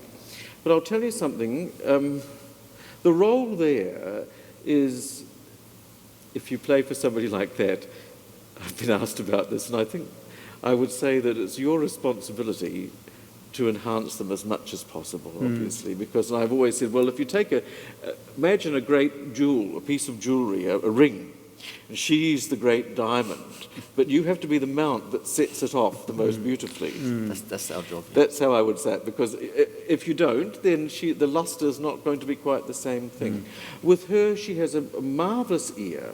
I remember playing to her once an introduction of a long song of Ronaldo Hahn, trying out various speeds and colours and things. I think, I wonder what she'd like, because I always was asking what she would like. I mean, she'd work with anybody she needed, and all these great conductors, from Karajan to Schulte to the whole lot. And I said, how would you like it? And she looked at me and she said, the left hand going down milliseconds before that or something. No, I don't want it the other way. And her ear is acute, and I've never heard a note out of tune with her. It's extraordinary. But I had to, with a person like that, recast often all the piano parts orchestrally to make the sounds that she wishes to have. Really? Yes. That's an art. And I think that's something that pianism, I think probably the training I had as early days assisted that, perhaps. I mean, you bring all the pianistic arts you have from your solo training into another realm. It's just a different way of using the piano, and I mean, a very needy one, I would say. Absolutely needed. And I think too many people, when they're studying at Conservatoria, don't think of having a chamber music career or an accompanying career. They Yes. really concentrating on their solo playing to such Well, a I degree. think it can only enhance their solo playing, I hope, with a greater aural awareness, of perhaps in certain ways. The other thing is that Kiri works tremendously on silences and beauty of sound in the hall, resonances that shift all the time, and I think we as pianists need to know Forget that, about because that, yes. acoustics change. Yes. Instrumental needs on the stage, from the feet up to the whatever, fingertip, all have to change too with the hall, and that can only come with a lot of experience, I think. And the other thing I would say is that we have to think, how are we going to get work in a modern world? That's true. Many pianists have to use their hands to combine with others. Yes. Yes. Yeah. Peter, you've done a lot of different things in the musical world yourself. You started out as a pianist in Ipswich, and you've now been director of this institution, and you write books, and you've lectured on all sorts of things. You've conducted, you've played organ, you've done period performance, master of all crafts in the music business. And have you found that necessary, or is it just something that you've loved doing, having this variety? It's actually interesting. I'm now doing a lot of research on the history of music in our part of the world, in Queensland. And I wonder, how did I end up here? I'm doing more of it now than I ever have. I wrote the book on the history of this place. I've got another one coming out this month on a famous musician who came here in 1864, and her career lasted, she died when she was 96 and she was still playing in her 80s. So I found that an interesting study, and I have to wonder now, why am I so passionate about that? I haven't stopped playing. I mean, I still play Stephen knows I was fretting about getting through the Schubert E-flat trio a few months ago, and I survived, and I feel... I think everyone frets about getting through that. That's a big It was one of my personal challenges. One day I'll play that piece, and I got through it. It was okay, but it's still scary. When I think back, I think when I was thinking about what to do after school, I had to decide between music and history, and because had I done something not music, I would have done history. Really? And luckily, of course, we did that. Both Stephen and I did at the University of Queensland back then. I'm not sure it's the same now. We were required to take a subject outside of music for part of our first 2 years. Every semester we were taking a non-music course. I can't remember what you did, but I did history. French. Oh, you did French. Okay. And I kept it going. So I ended up with my music degree. I had a major, like in an arts degree, in history. And I put that there, and of course I did research. And then later on, I find I keep it. That's what I mainly teach now, history of music. And the thing about that is that you're sort of there, but you're not there. You can see the world in different eras or different places. You can think about what created the musical situations, who the musicians were, but it's all about the context. I mean, we live in a context that we probably don't really understand. When we look back 10 years, what we were doing 10 years ago, we might understand the context much more. That's why I did that. That's why that opportunity seemed right at the time. But I think history becomes clearer the further away from it you are. And I just find that fascinating to see how music fits into societies and communities and people's lives by the circumstances that surround it. Yeah. So that's why I never tire of this. I just find, you learn so much about how individual pieces get written or get played or become popular or fade away by how tastes change, how the aesthetic environment changes. So I find that really interesting, and then that informs the way I play certain repertoire. People at the con here will know a few years ago I came to a personal bequest and didn't know what to do with that bequest. It was my aunt, who was a student here. She went through the Conservatorium in the late 70s. So through this bequest, I decided we needed some 19th century pianos in Brisbane. We didn't have any, so I went to the States and picked up two and came back. And Really? I've been playing ever since. So one is they're both Viennese pianos. One is an 1843 Streicher. And once again, it comes back to where you come from and how you look back on your own past. I loved playing Schumann and Brahms when I was younger. I think it was the suffering hero artist thing that we all sort of go through at some point. We like to suffer. And because it's more real or something, there's something about it. And I saw in both of those people music that come through suffering and work. I mean, I don't think for either of them composition came incredibly naturally. There's always a long journey that created their music. And you feel, when you play it, you can't play it flippantly. There's a lot of, you have to live with it. And, when you're young, you think you're ready to play whatever it is by those people. And then you think, well, actually, no, I need to live a bit more before I can play this music. Or you don't think that and other people tell you. Yeah, we've all had that experience. Yes. And so coming back, and then I kept playing a lot of chamber music, of course, but for solo repertoire, I left the 19th century behind because I felt, there's just something about it. So Steve and I did a lot of work with our forte piano here, late 18th century repertoire. And then when this piano came along, I said, I can come back to my Schumann and Brahms. I'm older now. And the piano that I have is very much like the piano that Brahms had, given to him by the same maker. It's the last piano Brahms had for the rest of his life. What brand was it? Streicher. Oh, it was a Streicher. Yeah. And so when I play these chords, I think, the textures, they're so clear, they're different. There's just a different sound world entirely. So I feel so much closer, but I also feel I don't think I could have been ready for that situation earlier. You have to. Do your thoughts tie in very much with Neil Perez da Costa's from Sydney? Well, I have read the book, and I have talked to him about it. I think there's still so much about the 19th century we don't really know. We think we have this continuous tradition, but now we're more than a century away from it. It's interesting to hear all the talk about genealogy of our teaching and who studied with whom and so on. But I still think that we all end up individual musicians and we can't necessarily credit everything we do to our musical genealogy. I think that would be foolish to think I think it's that. very dangerous. Yeah. And say, well, I play in the way that whoever, 4 generations back, might have. But I think all musicians do have a genealogy. I mean, we live through cultures and we look back and we I think to play the music better, we have to understand where that music came from. I mean, the people... The context. Context and style and aesthetic awareness. And even, I mentioned the list paraphrases and so on. This woman I'm writing about at the moment, she came to Brisbane, she played a lot of Thalberg here, who used to be a very, very famous composer. Probably he was more famous than Liszt, of course, initially. They had a competition famously, didn't they? And judged equal in the end. But well, you're playing Thalberg, aren't you? This is because of this competition. Initial idea was Thalberg Liszt, putting them together. Oh, okay. Right. So we're hearing Thalberg, Moses coming out on Wednesday. The Moses, oh yes, that one, yes. Is Moses Fantasy? Thalberg played this Moses Fantasy. That's what you were playing though tomorrow. Yes, but Liszt played Niobe Fantasy something. It's recorded. Stephen Meyer recorded it, and I heard it. It's rather stupid work, you know. Which was the piece again? Some opera Niobe. Niobe. Yes. Niobe. Yes. Yes. So, and Liszt, we're forgetting that Liszt wasn't Liszt what we know him when he settled in Weimar and wrote the minor sonata, rewrite Dante sonata, all this, what we see. At that time, he was just touring virtuoso, and it's very much possible that Thalberg,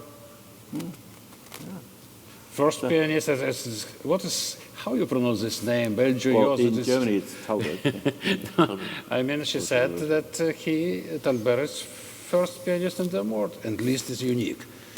Yes. You can move it yes. anyway. Very diplomatic. My point about that was just that who would have thought Brisbane was hearing all this music by this one woman who, and actually her sister had studied with Thalberg in London for a year and a half. And that, I've told you before, she just happened to have a sister when Thalberg came back to London, having been there very young, he had another year and a half there, 48, 49. And then whether it was because of that, she had a genealogy through her sister, and then knew all this repertoire, having heard it, then comes to Brisbane and plays it almost every concert for year after year. She was playing some Thalberg. And today, we have to search for even the first recordings of some of these pieces. They're still not being, they're not being done. But I mean, I think every composer has their day. They come around. Come back, And this was Malalieu, her name was? Madame Malalieu. Yeah. What was her first name? Oh, she had 4 during her lifetime. You have to read the book to find out. She was French? No, she was English. It's a Midlands name, northern England, we think, as far as... That was her married name when she came here, but she grew up as Percival.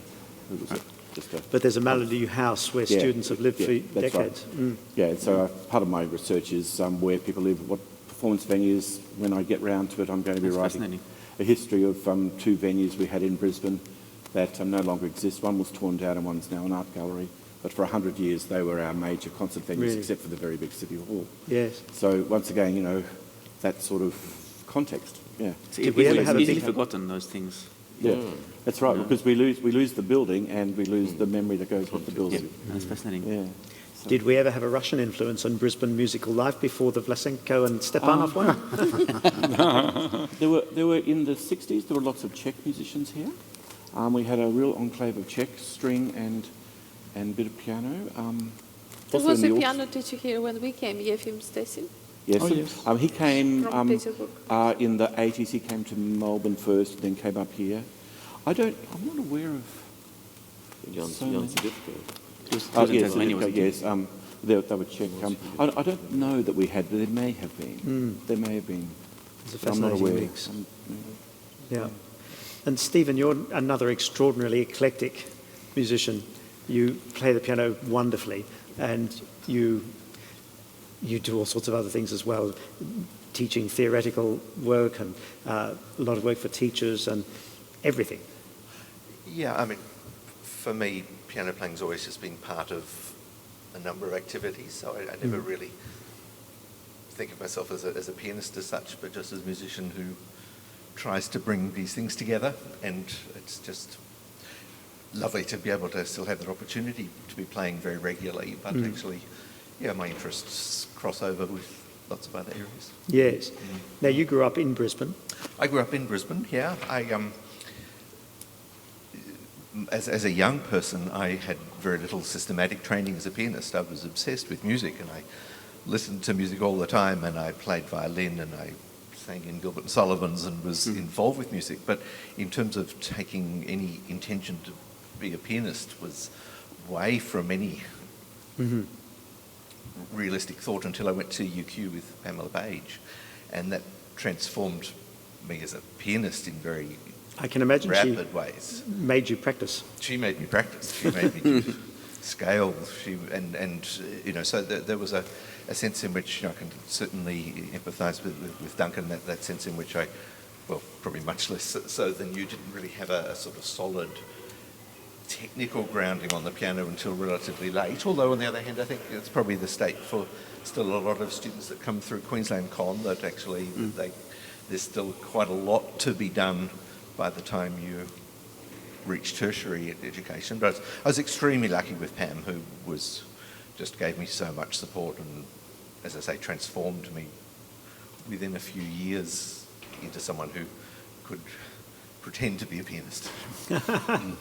Well, you don't have to. You don't seem to pretend. You played Beethoven 4 in recent years in Singapore, I know, and all sorts of... Well, yes, it's lovely to have all sorts of opportunities. I mean, I suppose for me, my pianistic life is primarily around chamber music. So, if a concerto or a recital comes up, that's a nice thing to do from time to time. But I particularly love making music with others and bouncing off their ideas and their spontaneity. So, I've just been exceedingly fortunate to have the opportunities to play with so many terrific musicians. And you don't find it too nerve-wracking to have to suddenly be a concerto soloist if you haven't been doing it if you haven't done it for 4 years? I find concertos enormously stressful. Yes. I think that's a totally different form of playing. Yeah, when we did the Beethoven 4 in Singapore, we had this idea we'd try and turn it into chamber music. So we put the piano in the orchestra and had the winds sitting around the piano. And it was an attempt to make it a bit more like a chamber music experience. It was still terrifying. Did you play with your back to the audience? No, I played with my facing the conductor and had the winds all around me and the was around. So it was, and the lid off. And the lid off. Right. Yes. So but I think concerto playing is something quite else from any other sort of playing that one does, and to do it occasionally is a thrill. But I feel much more comfortable in a chamber music setting. Did you spend time overseas as well? Yes, I was in England for 7 or 8 years, and I was a sort of a split personality. I was there on a scholarship to do a postgraduate study in musicology, and then would run off to London and have lessons and do all that on my own. So I was split there for a while. Were you at one of the big universities? Yes. And then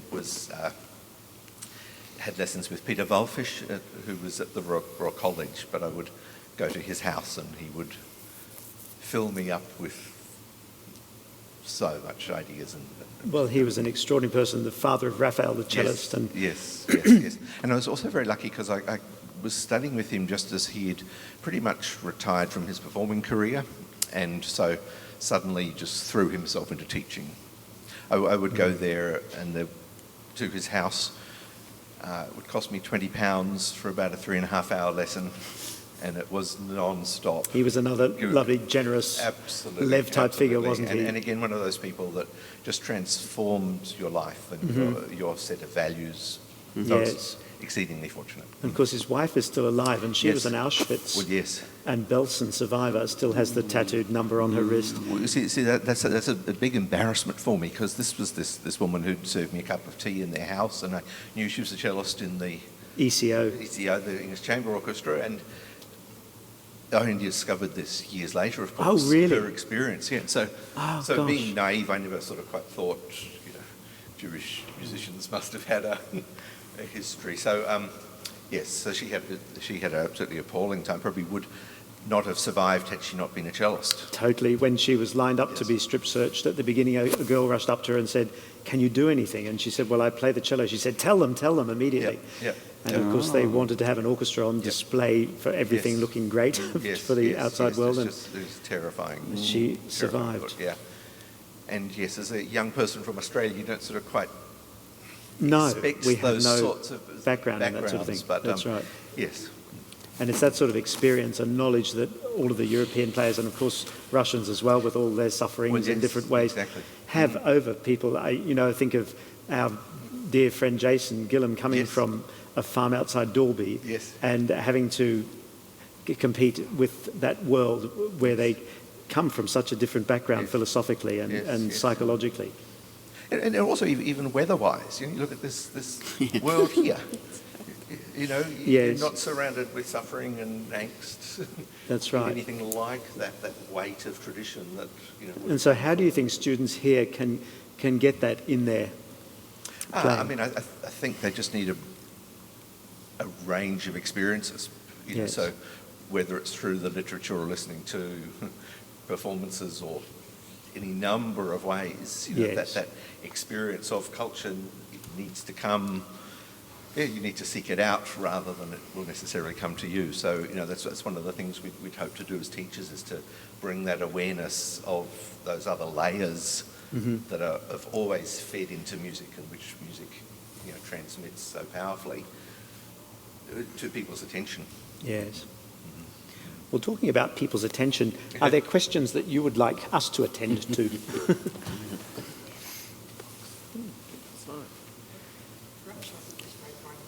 Yes. Yesterday, I noticed at the end of some of the players' practice, the audience seemed to be very unresponsive. It occurred to me, well, you actually notice that piece is finished at that point in time. Sure. Because we're talking, but we all know when the Tasha Hardy finishes, but we don't know when maybe a less known piece by Rebel is finished. Sure. So without wishing to make the judge's task more difficult, I just offer that observation. Right, yes. And do you think that the performers should be clearer about how they finish a piece so that the audience knows that's it? Yes, well, I'm not sure how, yes, I think it's just, we don't know if it's a three-movement work or one. No, it's Then maybe difficult they if could have they- said that, the comparative could have. So, in fact, the player has, I notice they eventually have to stand up and say, yes, it's Yeah, but I think it's partly, in this case, too, respect from the audience. They don't want to disturb their concentration until they're totally sure that they're finished and everything too. I think it's a combination of things here, because I know Nicholas, who was here before, I don't know if he still is, he was looking happy at the end of each piece and expecting the audience to respond in the first round, and then realised, no, they're not going to, and get on with the next one. So Well, it's competition, that's why. It's a different sort of, yes, atmosphere for a competition. Yeah, but I think part of performing is learning how to do that too, to let the audience, to signal to the audience, when it's appropriate to clap and all that sort of thing, and when it's appropriate to hold the atmosphere. Sometimes you're finishing a wonderfully pianissimo piece and you want to retain the atmosphere if possible, and someone who wants to show the rest of the audience that this is where you should clap, claps incredibly loudly and think, oh. Oh yes, you don't always want clapping to start immediately. No. It depends on the piece and the atmosphere, I think. the ending of the Appassionata, you want Absolutely, yes. That would be great. Gosh, we have some questions. So they're quite pale. How to improve reliability of technique and memory? How long do we have? Gosh. What methods do you have for improving technique and memory? Anybody like to? Technique's a big word, technique. It is. What's that? Do people practice in a particular way for memorization of pieces? For me, I always aim to memorize a piece as quickly as possible, actually. When I'm first learning it, I like to get a feel for the whole piece from memory. And so usually within days I've memorized a piece in a basic sort of way, and it's then that I go back and work on it in great detail, so that I sort of feel if I had to play it tomorrow, I could get through it, and I can feel the shape of the whole piece. I feel that for me that's the way it works, and practice after that is thinking about every single note, of course, in context, and it comes in layers, usually working from the big picture down to much smaller sections and down to phrases, down to individual notes, seeking out particular colours on things. And of course that all changes then again one of the most telling times is when you first play a piece in public, and that's another learning experience, really. Sometimes it has to be in the festival hall, which is slightly daunting, but it's amazing how much more you know a piece after you've played it in public. And recording, I find, is one of the greatest teachers of the lot. As soon as you've made a record, in the next 2 weeks, it's going through your head, stopping you sleep at night and thinking, oh, if only I'd done that. Oh, if I'd only done that. You suddenly see all sorts of things you haven't seen before. Every performance and recording adds a layer to your understanding of the piece. And so you come back to pieces all your life and will always find new things in them. Music always gives back more than you can possibly bring to it, which is a wonderful thing. But we're getting slightly off that subject. Anyone else want to talk about? Just Stephen, sorry. I remember asking my teacher, Peter Volfish, I said, I need some technique. Can you please teach me what I need to do? Can I buy some? Yeah, give me some technique. He did laugh at me. Right. It was a very kind man, but he said, technique is always connected to the music that you're playing, and that Yes. all those exercises can be found in any piece that you're studying, and that you find your technique by getting inside the music and what I've it often needs to found say. that if there's a spot you're having trouble with technically, it's often that you haven't sorted out in your mind what Exactly. you want musically. And when you know what you want musically... Yep. So it's obviously a balance there, but Yes. I know my teacher did scales every day of her life. I hardly ever do scales. I learnt scales when I had to play a Mozart concerto, but there's a sense in which different needs come from different repertoire, and to Yes. separate technique from its musical context is quite artificial. Mikhail, you were going to say something? Just as a continuation of what you said, I also memorize very quickly, and I always considered this as a blessing that I could do it, like any piece, very quickly. But actually in my teaching, I think now, in a way, it's a bit of a disadvantage, because the natural memorizing, when you just play a piece and it comes to you, very often it's the weakest part of our memory. When we make an effort to memorize, from any point of visual point of view or touch view, as a touch, or analyzing the piece, that's where stronger memory kicks in. I agree. I think there are many different sorts of memory available to us as pianists. That's and right. My strongest one is the oral one in my head, and I know where it is on the piano. But then there's the photographic one, and not only of the music, but also of the piano. You can see where you're about to go. There's the tactile one. You can feel it when you're about to go. I had an interesting experience once. I was asked to take over a Mozart concerto, and it was the K467, at the Barbican on Saturday night. I got home on Thursday night after a dinner party quite late, and there was a message, and I thought, well, that's all very well, but I've never played it. But the pianist who was due to play it at the Barbican had to go to Moscow. Yitkin Sia was his name, and he had to go to Moscow to play in place of Paul, a British pianist playing the Tippett concerto anyway, and very few people played that. And so anyway, I listened to it. I had a recording of it, and I had the music at home and had a quick look through it at night before I went to bed. But the message was already there in the morning, you're on tomorrow night, and I had to learn it in a day. Wow. And did. And the last movement, though, I remember when the tutti was playing, and I was trying to think through the cadenza that was coming up, and in my head I couldn't get past the first line. I thought, this will be interesting. But I just turned off, and my fingers knew where to go already. So sometimes that tactile memory can help you out in a nasty spot. But I think, of course, that's an unusual situation. And normally I think one should ensure... I try to map a piece out in my head, like somebody's playing the Paganini Rhapsody on Friday night, and I know whenever I play that, I try to go very quickly, the theme, variation 1, variation 2, variation 3, variation 4, just think through, boom, boom, boom, which one are they? And pick out variation 8, what's that? So that I really know what follows what, and I think that's an important thing, to have a sort of skeleton of the piece that you can flesh out. To think it through, as a plan. How about you, Natasha?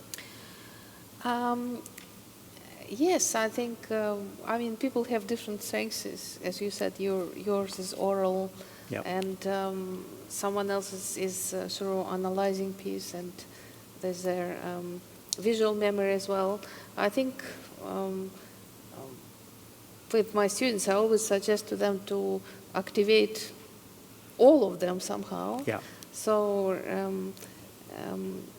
you feel that you have done everything possible it's like enriching the soil by digging it in and putting things in it, so everything possible is done.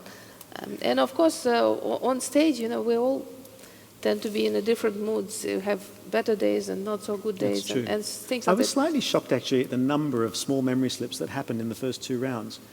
Yeah. Most of the competitors had a number of memory slips. All quite bad memory slips. Some quite bad ones, Yeah, yes. I mean, little ones And we all have, but 2 people had them where they went to the wrong thing in the left hand compared with the right hand. They'd play the key of the recapitulation or something in the left hand, and they're only in exposition. And that surprised me, because I would hope that you would think harmonically. And Yes. But I guess if you're nerves- going to make that nerves mistake, can do- you would have can shifted do- it Nerves to the other can key. throw you Of course out they of that can. situation. nerves can Yes. make it this. And of course, another question about technique. Well, I was also taught, and my father always felt that technique and music are like that, together, absolutely. And I also find that if you're experiencing difficulty playing something, think about it as a phrase. Shape it musically, it's helpful. So I totally agree with it. But, with teaching, you come across totally different individual cases of students. Yes. And if some people don't have any basic training, without actually shaping their hand position or establishing something reliable, it's not possible for them to play at all. They cannot play. So if I just talk about musical ideas and phrases, I don't think it's not enough. So you have to give it some kind of foundation, and then, of course, when you have done your work in your youth or things like this, you can maybe some keep playing scales for entire life. Like I played them for a while. I'm not playing them now for some reason. But I think it has to be everything. Whatever helps is good, and it's very individual. Yeah. Quite a few people studied with Marcel Champy in Paris, and there were a number of his students then in Australia who passed on his techniques, and I think he had a number of musical gestures that he practiced in and had names for them all too, and one of them was like the beginning of the Schumann concerto, that motion of ba-bum. And it wasn't that, but I know people, when they study that piece, they think of whatever the word was for that particular exercise. Have you ever devised a sort of system for students like that of musical gestures? I often tell my students, if you can play as long as possible on one movement, on one gesture, I think it helps the phrase, and it actually eases up the playing muscles. And so if with possible, all of us, I think when you're first learning a new piece, you inevitably put too much muscular effort into it. yes. It's only later on you can see where to. But see, my understanding is that Release. some stage you need to ease it up, and some stage you have to dig in and do a bit more physical work. But I think the final result should be such that when no one wants to see the labor of piano playing, we want to have an artistic experience. That's right. Yeah. But Abby Whiteside I was always interesting. say, Piers, as you said, the musical and physical gestures have to be at one. Yes. But I also find with students, if they're hearing, if things go wrong, often the right hand, the ear knows the melodic thing more easily. But if they don't have a good harmonic awareness, that's where things are on sand, I think. Yeah. The ear will often take them through the right-hand side more than the left. Yes. Yeah, the I melody. don't know I if think that's that's a what was naive thing to happening have here. said. But, Yes. Abby Whiteside used to make a skeleton, a harmonic skeleton of a work, and you always played something in time. But you'd play just the first beats or something, and then you might add in the third beat or whatever, and gradually fill the music up. But you've made this structure from the beginning that was always in a tempo that you were intending to reach. You didn't practice things slowly to begin with, just fewer notes, which is quite interesting too. Anyway. With the slow practice, I think I have my view on slow practice. I think it's very good training, but I think when you play slowly, it has to be like a miniature of a real performance. It has to be with the same musicality, with the same kind of phrases, so it doesn't become mechanical slow play, because mechanical can actually make it worse. Yeah. I think. how to keep calm and think logically during a performance. That's a hard one.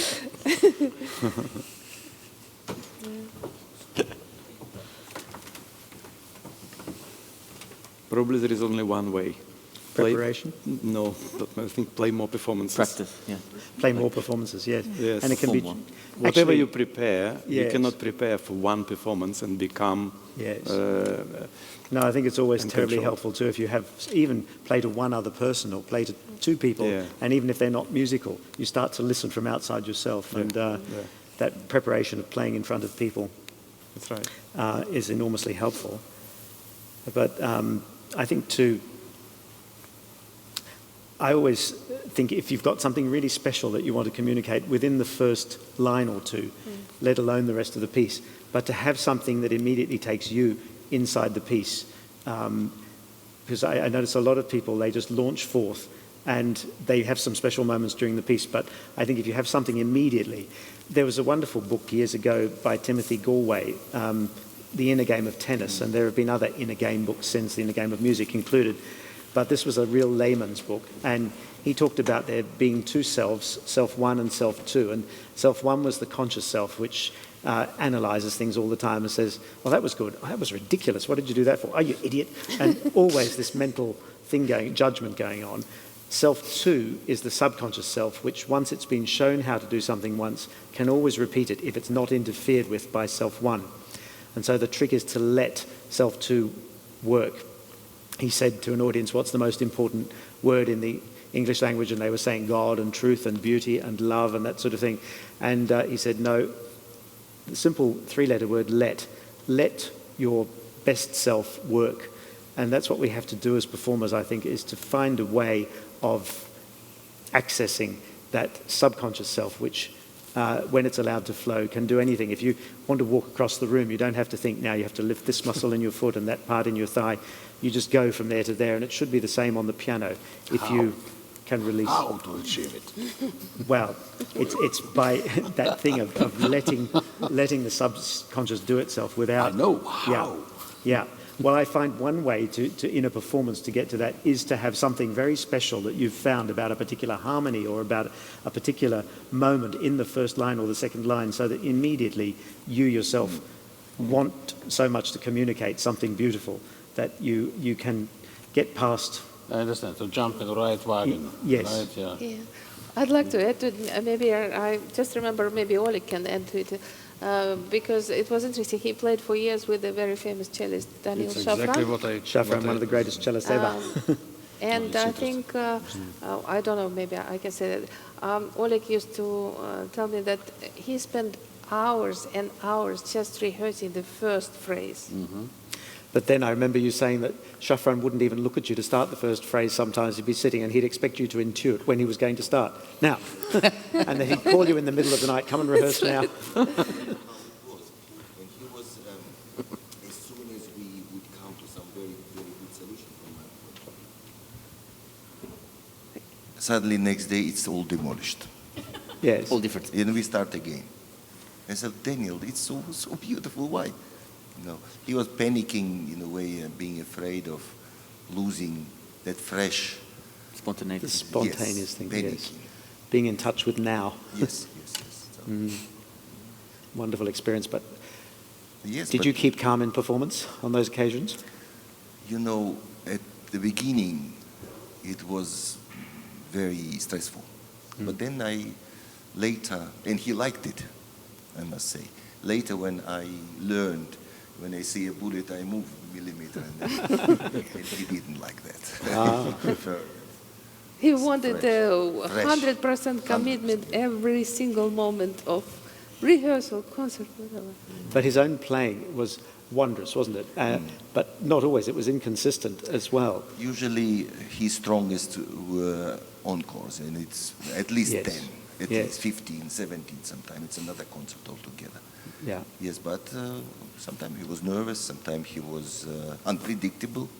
For example, probably some of you know this story. And it was early, maybe fifth concert with him. We went to Cuba, where he was like, everyone knew him. And he was very annoyed that Fidel didn't come for the concert and went to watch cricket. He was just a... And Cricket? Yeah.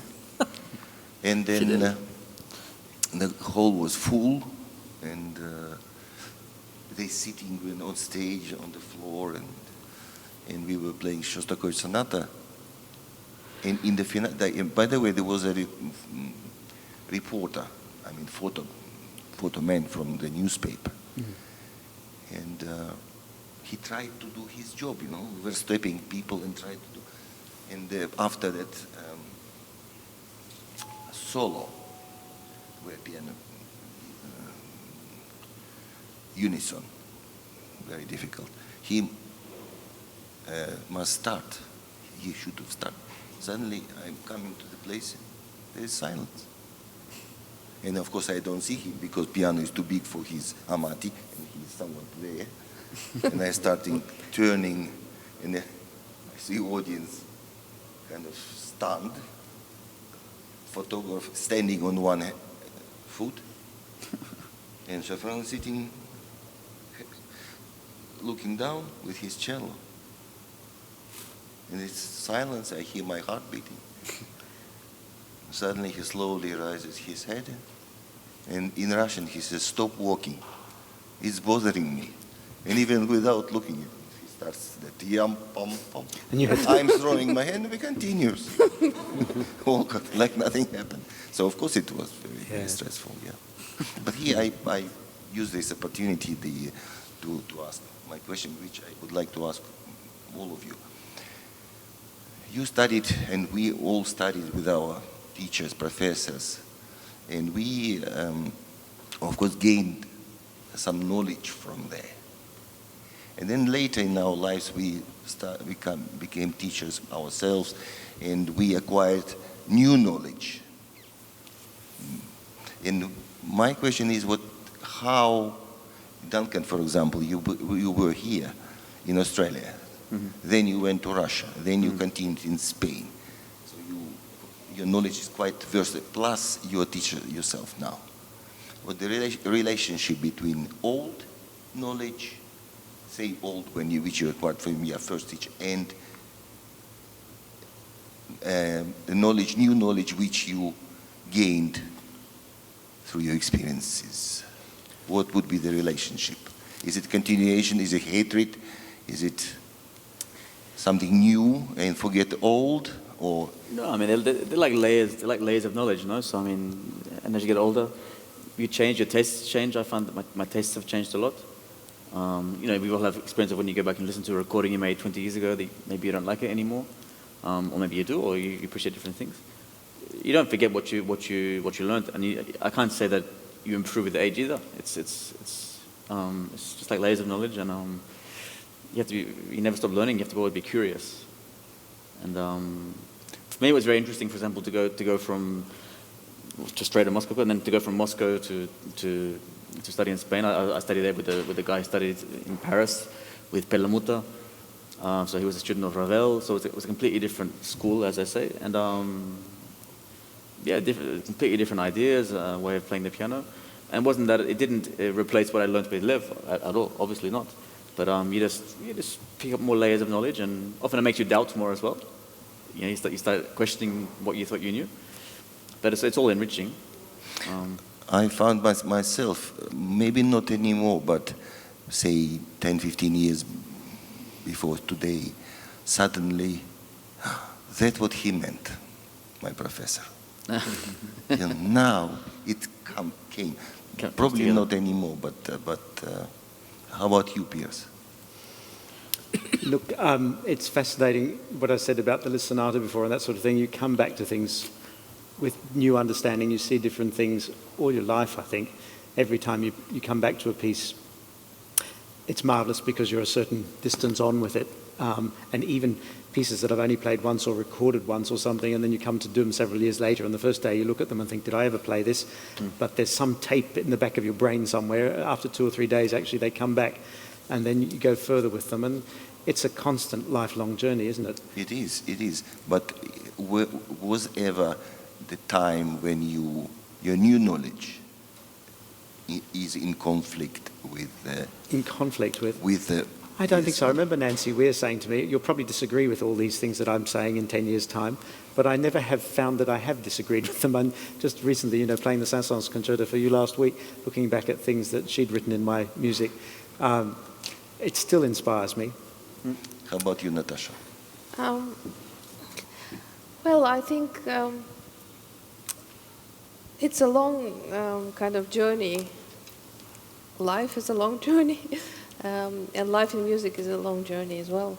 And I think we come from different periods, up and down, and whatever. I think what is the most important is just to keep being on the road, keep being interested, discovering when I take the old piece again, and for me it's a new piece again. So I try to discover new things. For me, actually, it's quite scary when I listen to my old recordings and I like them. I don't like that feeling. You don't like them? No. I remember no, saying when you I do like when them. I like them, I Yes. don't like the feeling Uh-huh. because it means that I haven't grown. See? Well, I It's- never like my recordings when I hear them when they're first made. And I said that to Hamish Milne, and he said, just wait 20 years and then you'll wonder how the hell you ever did them in the first place. Exactly. That's right. Yeah. That's a good one. Yeah, but I think it's a very important just to somehow keep developing, even going up or down. I don't know, but But I think it's to going important to somewhere. keep learning new pieces too. I remember somebody saying to me when I was young, learn as much as you can before you're 30, because after that your brain doesn't work the same way, you can't memorize so easy. It's not true. If you keep doing what you do at university after 30 and beyond, and I've had a strange career where I've always been asked to do new things, all the time, and you can keep doing it. Of course, it all works as long as you keep using it. Use it or lose it, I think, is the message. Also, the question, Misha, maybe you can answer. At some stage, when a student, for example, you are under the influence of your professor very much, and then you want to become yourself. You understand what I mean? And Independent. Yeah. yes. And where are these two and how coexist? Oh, well, it's a very, very hard question. And in a way, it's the same question like your first question. What is music? It's all very complex. And I agree with Duncan when you said about layers. There are so many layers. What do we have from a composer? We have encoded message, or lots of messages. But the thing is, they are not only messages which are recorded in the book, in the score, but there's also layers of that culture and all the life which was behind it. So when you are alone without your influences from your teacher, you have to work out this connection between. First of all, you have to understand the messages in the music, but then you have to translate them through your life, through your culture, through your individuality, and it can be very painful in the first years, and it's probably a learning experience the whole life. Stephen, how about you? I think there's a double thing going on because of. So on one level, yes, we're all changing and all embracing new ideas and are often sort of somewhat embarrassed by ideas that we might have had in the past and feel that we're growing on. And then we do come across these experiences where we hear a piece of music that moved us when we were 16 and it still moves us, and so there's change on all sorts of levels, but there's also something about our identity or something that is still some sort of constant that lies underneath that. So it's quite nice. I don't think the changes are just superficial, but there's still some grounding in our formative years that made us the people who we are, that sets our values and our taste in a way that still remains constant. So it's a lovely yes and no situation where you are changing, you are developing, but there's some inner thing that actually is our identity that is in being enriched, but not fundamentally transforming.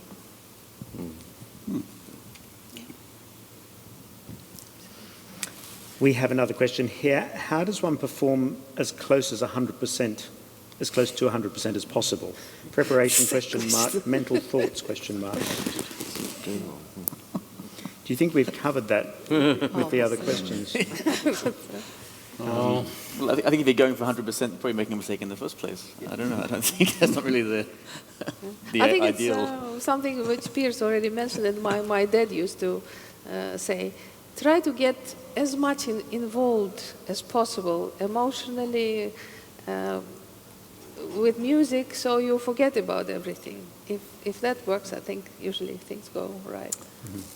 I might remember the conversation which I overheard. Lev was talking with Misha Pletnyov, and he was asking Misha, how do you play so 100% every time? And Misha, very gloomy, looked at him, and he said, Lev Nikolaevich, if you only knew how much it cost me. That's it. It was interesting. I was thinking of Pletnyov, and he's a friend of Michael Collins, the clarinetist, and Michael was talking about Marta Argerich, and when they were rehearsing something once, he said to her, play the octaves from the Tchaikovsky, and she said, I can't. And he said, of course you can, you play them better than anyone in the world. And she said, no, I can't, I cannot play them here, now. She said, I have to be on stage and in the heat of performance to do it, which is interesting. Yeah, That's good. And he said she drank endless cups of coffee too before going on. She did. But I love the comment too that somebody else told me about her. What was it exactly? When they asked her, it was another concert pianist, I've got a feeling it was Rudy actually, but I'm not sure, asked her what her advice was. She said, don't try and copy yourself. Yeah. And I think that's fantastic because so often we try and prepare something, and we try to replicate that, and actually in doing so you lose the nowness of it and the spontaneity of it and creating something on the spot. And so, yeah, nothing to do with copying others. Don't try and copy yourself. That's it. It's good, isn't it? Good advice. Yeah. Another question. What is the best treatise or book for advice on the technical nature of playing? Is Hammond, the virtuoso pianist, is that still available? Oh, Hannon exercises will be available till the end of time. They're eternal.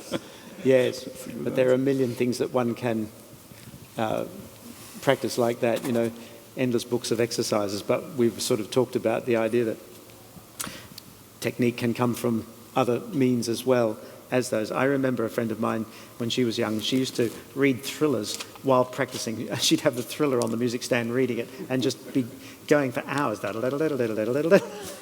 I can't imagine that was really useful. But does anyone know any books that they think are absolutely wonderful on technique? Can I comment on that? I think more you read, you can gain from everything you're reading, even something is not so good, you can learn from it as well. True. But I believe it's not, you cannot learn from the book if you don't have a good teacher. Yeah. Because it's not what you do, but how you do it. Mm-hmm. Because you can do the Hanon 4 hours and you won't benefit from it at all. The same with scales and the same with any other exercises. Unless you're shown how to do it, I think it's not going to work. Yeah. But in addition to that, more knowledge is great. I think if you really start to know how it's done, then any good book could help. I mean, there's a book which is called, I think, Great Pianists at Play. Yes. And it has interviews with pianists and it has some exercises. There was the old one by Joseph Gatt, the Hungarian too, with photographs of pianists at work. So lots of technical books, but in the end, it's doing it and being shown. Yeah. The famous one of Neuhaus has a famous book. Yeah, Yes. very famous. But again, you know, It's always inspiring to read those books by There's famous just little pianists. snippets of genius. Yeah, but you can't. I mean, just with those books, it's not enough to learn to play the piano. It's not like it's not like learning a card game or something. You need more. You know. Every hand and physique and mind is different. Yeah, so exactly. you have to. There are certain structures that are the same for everybody, but beyond that, it's so individual. I think, and as you say, you need an expert guiding. Yeah, because I mean, hopefully, if a good teacher can see the individuality of what's needed for every person. It's like if you go to the doctor, you know, he might prescribe this to this person, but will not prescribe it to another person. Yes. Yeah. The second part of this person's question sheet is, for the adult, how does one fast-track progress? Fast-tracking is difficult. How old are you? Are you 40, 60, 80? Yeah, I don't think progress can be fast-tracked, really. In a way, Shortcuts. maybe it's related to the hypothetical question how to practice better. Sure. So maybe what I discovered for myself with my teaching, that during practice one should not play badly. Even the piece is not learned completely, even if it's almost sight reading stage, somehow by either slowing down or shortening the distance, nothing should be played badly. Yeah. And that speeds up a learning of anything. Well, I heard a lovely story about Richter too, going home from recitals and practicing, going through the program again, anything that didn't go well before he goes to bed. Don't go to bed with it untidy. That's good. That's good. Also, I think... Sorry. No, just suddenly came to mind, Pogorelic, I think it was Pogorelic, I read somewhere that he said that like miracles can happen in half an hour as well. So it's just a matter of having that 1/2 hour a day or an hour or just when you're at your 100% at your concentration Total and focus. inspiration. Yeah. Yes. And in that half an hour, you can do more than a month of just mindless, not mindless, but just, you know, going through this, Yes. which we all do, pianists, because there's so many notes to play. But yeah, so just look for that half an hour a day or every couple of days of just really focus and it's not more than that. No. And you can get a lot done in that half an hour. That's always stayed in my mind. It's true. And I think to have an idea of what you want to achieve as well Exactly. is very helpful, because we all have very restricted time, and if you know It you've got... doesn't take long if you're in the right... Yeah. You have those happy moments. I find after a concert, at the end of whatever concert, before I go to sleep, I think, okay, that bar needs to change there, that needs to change there, and then you sort of have that little graph out, the same, not as grand as Richter, but because you have to make choices all the time, and sometimes things are not imposed by you, but there might be things happening in the concert or with another person, for instance, or an instrument or something like that, and you have to clear your mind and say, next time I will do it differently, because I think what comes with experience is the choice of wisdom. You have a choice to say, is this working, is this not working? And it takes a lot of experience of that music, perhaps, or with other people. They can bring insights to you, and then you choose over a long period of time what may suit the music best as what you can bring to it, I think. And I think that choice is something that an experience that really is the fruit of experience. I don't know if I've explained that properly, but it's the more you do, as Duncan was saying, layers upon layers upon layers, but it's getting to the stage where there's a wisdom that there's no way of interpreting music particularly. I mean, what the composers have left as a blueprint, they might have very strict instructions. But I remember for the first time playing Bartók's Second Violin Sonata, which is covered with every few bars is a new thing. And then listening to the live recording that was recorded in the Library of Congress in Washington, where Bartók plays it with Szigeti. And I listened to that with the metronome, and I thought, he wrote the piece, obviously, but he was so specific in the score, what he wanted, and of course we follow that as much as we can, but when you hear him, it's a total improvisatory experience, and he isn't playing quaver equals 78, and moving it to quaver equals he has the seconds, 94 or something rather in 2 bars. I'm only using that as an example. But actually, that piece is unplayable at his tempo. I think it's just absolutely unplayable. So you need to have some kind of flexibility, otherwise you finish. That happens, I think, with many composers. Like quite a few people at the competition played the last Prelude and Fugue by Shostakovich, and he writes very specific metronome, so it's supposed to accelerate, and then it's supposed to slow down, and so on. And the first performer of this cycle was, of course, Tatiana Nikolaeva with him. And listen to her performance. She doesn't change tempo one bit all throughout the fugue. And he was apparently very happy with that.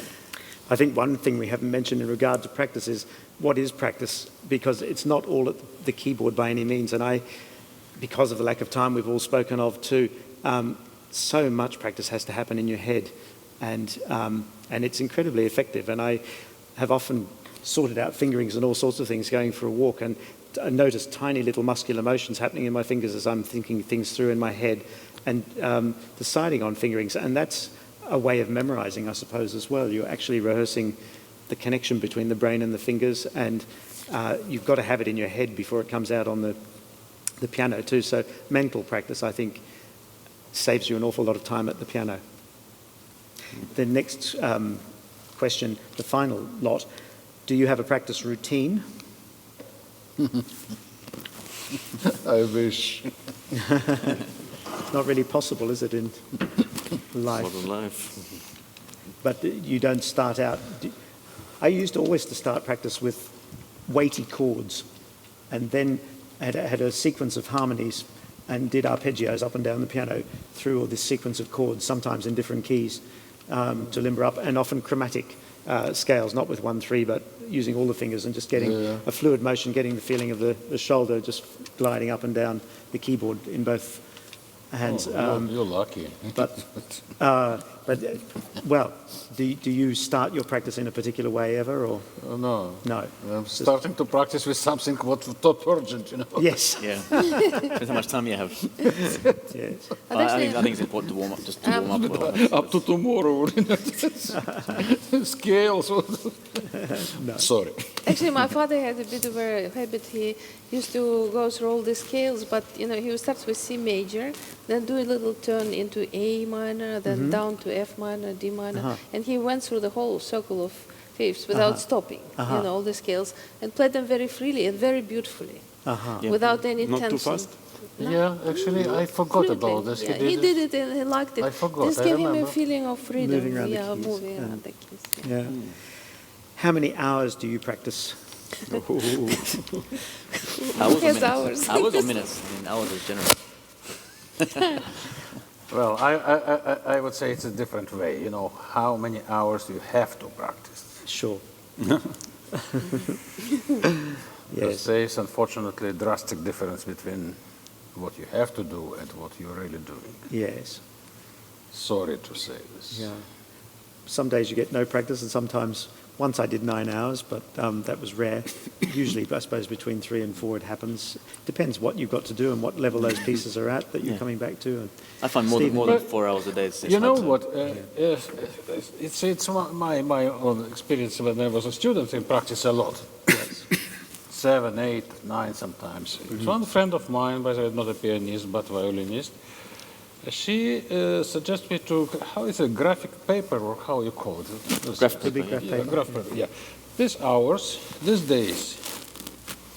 And first of all, it's some kind of stimulation, because you do not want to go drastically down or something like that, So, and it was on my door in dormitory, and about 4 or 5 days, there was down maybe half to 3 hours or something like that. Every 9, 10 days, it was 0. It does mean that I behaved badly and or left town or something like that. But when I noticed these periods, pretty the same, I understood that maybe it's biorhythm, or my system working this way, and I stopped worried. Yes. Something is what actually dictates to us some sort of rhythm of work as well. No, at least in young age. Yes, and things are different at different times of life. Yeah. They are. Did you ever have a routine of long practice hours?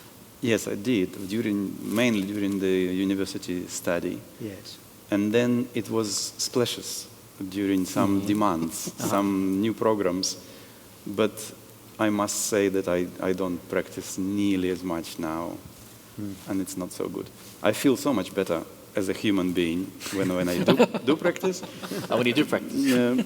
When I do practice, yes, but often it's either laziness or being busy with something else. Yes. Unfortunately, I don't practice enough.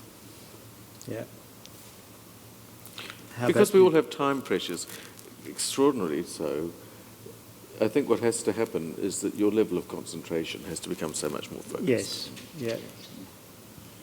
And also I think that sense of what you mentioned before is that actually your practice doesn't happen at the piano entirely. I remember Charles Glenn used to say there's 4 types of practice. You practice at the piano with the music, or at the piano without the music, or away from the piano with the music, or away from the piano without the music. Yes. And each one of those brings a very different sort of understanding. And that so if you haven't got an instrument at hand, you can still be practicing, as you say, you can be walking. And so increasingly one's squeezing one's type of practice around the pragmatics of what's available, but the piece can be with you all day even if you're not actually That's right. working. And actually a very useful thing that I used to do was just look through the music the night before a concert in bed, lie through. Oh, I'm a big believer in that. The night before your performance, you do a lot of the practice in bed before you go to bed. Yes. Before you go to sleep. Yes. It somehow stays there. Do you do Hanon exercises or scales or other warm-up exercises? Well, I think we've talked about all that. Any further questions? Because we've run out of time really. It's nearly 6 o'clock. One question. Yeah. All of you. My question is not really related to piano actually, but more to whether any of you have had one or particular memories of a life-changing experience in relation to music.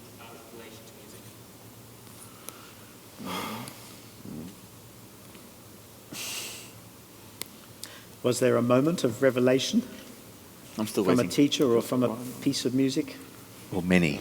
Just many. Yeah, quite a few. I would say, musically speaking, probably some of the greatest concerts which we heard would be in some ways life-changing in terms of our music playing.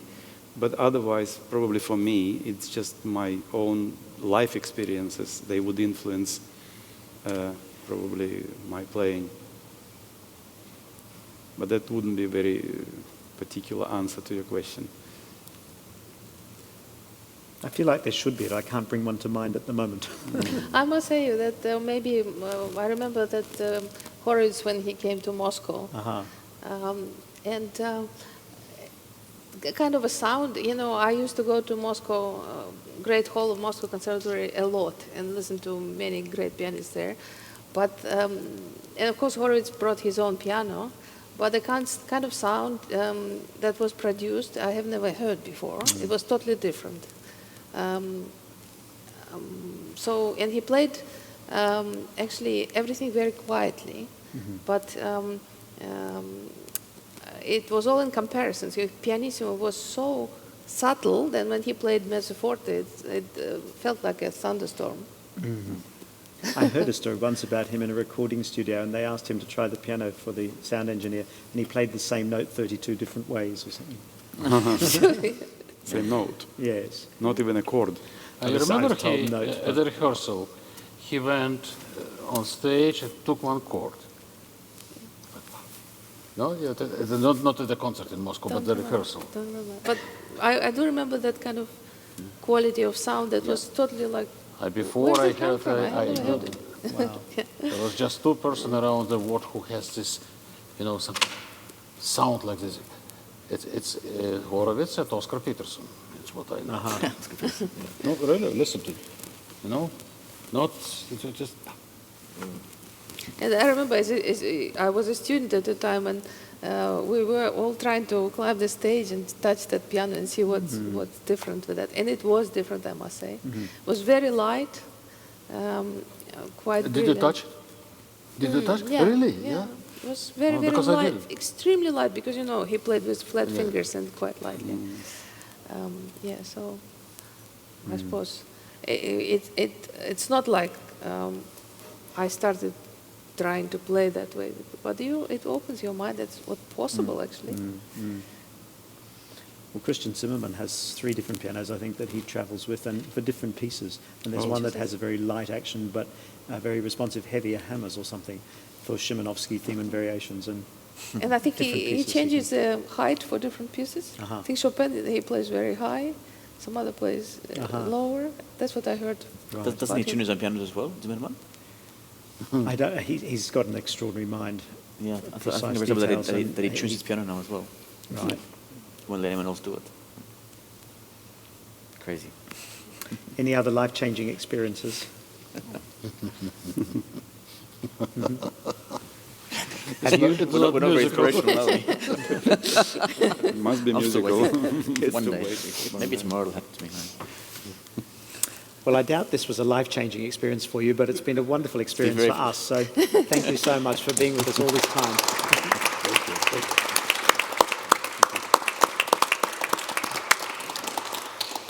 Okay. Thank you very much, and may I take an opportunity to invite you to the next events of the festival. Terence is doing his masterclass tomorrow morning. This is for competition contestants. This morning masterclass was for Conservatorium students. And of course, Piers is doing his masterclass tomorrow night at 6 o'clock. So we hope you can all come to those events. Thank you. Okay, let's get...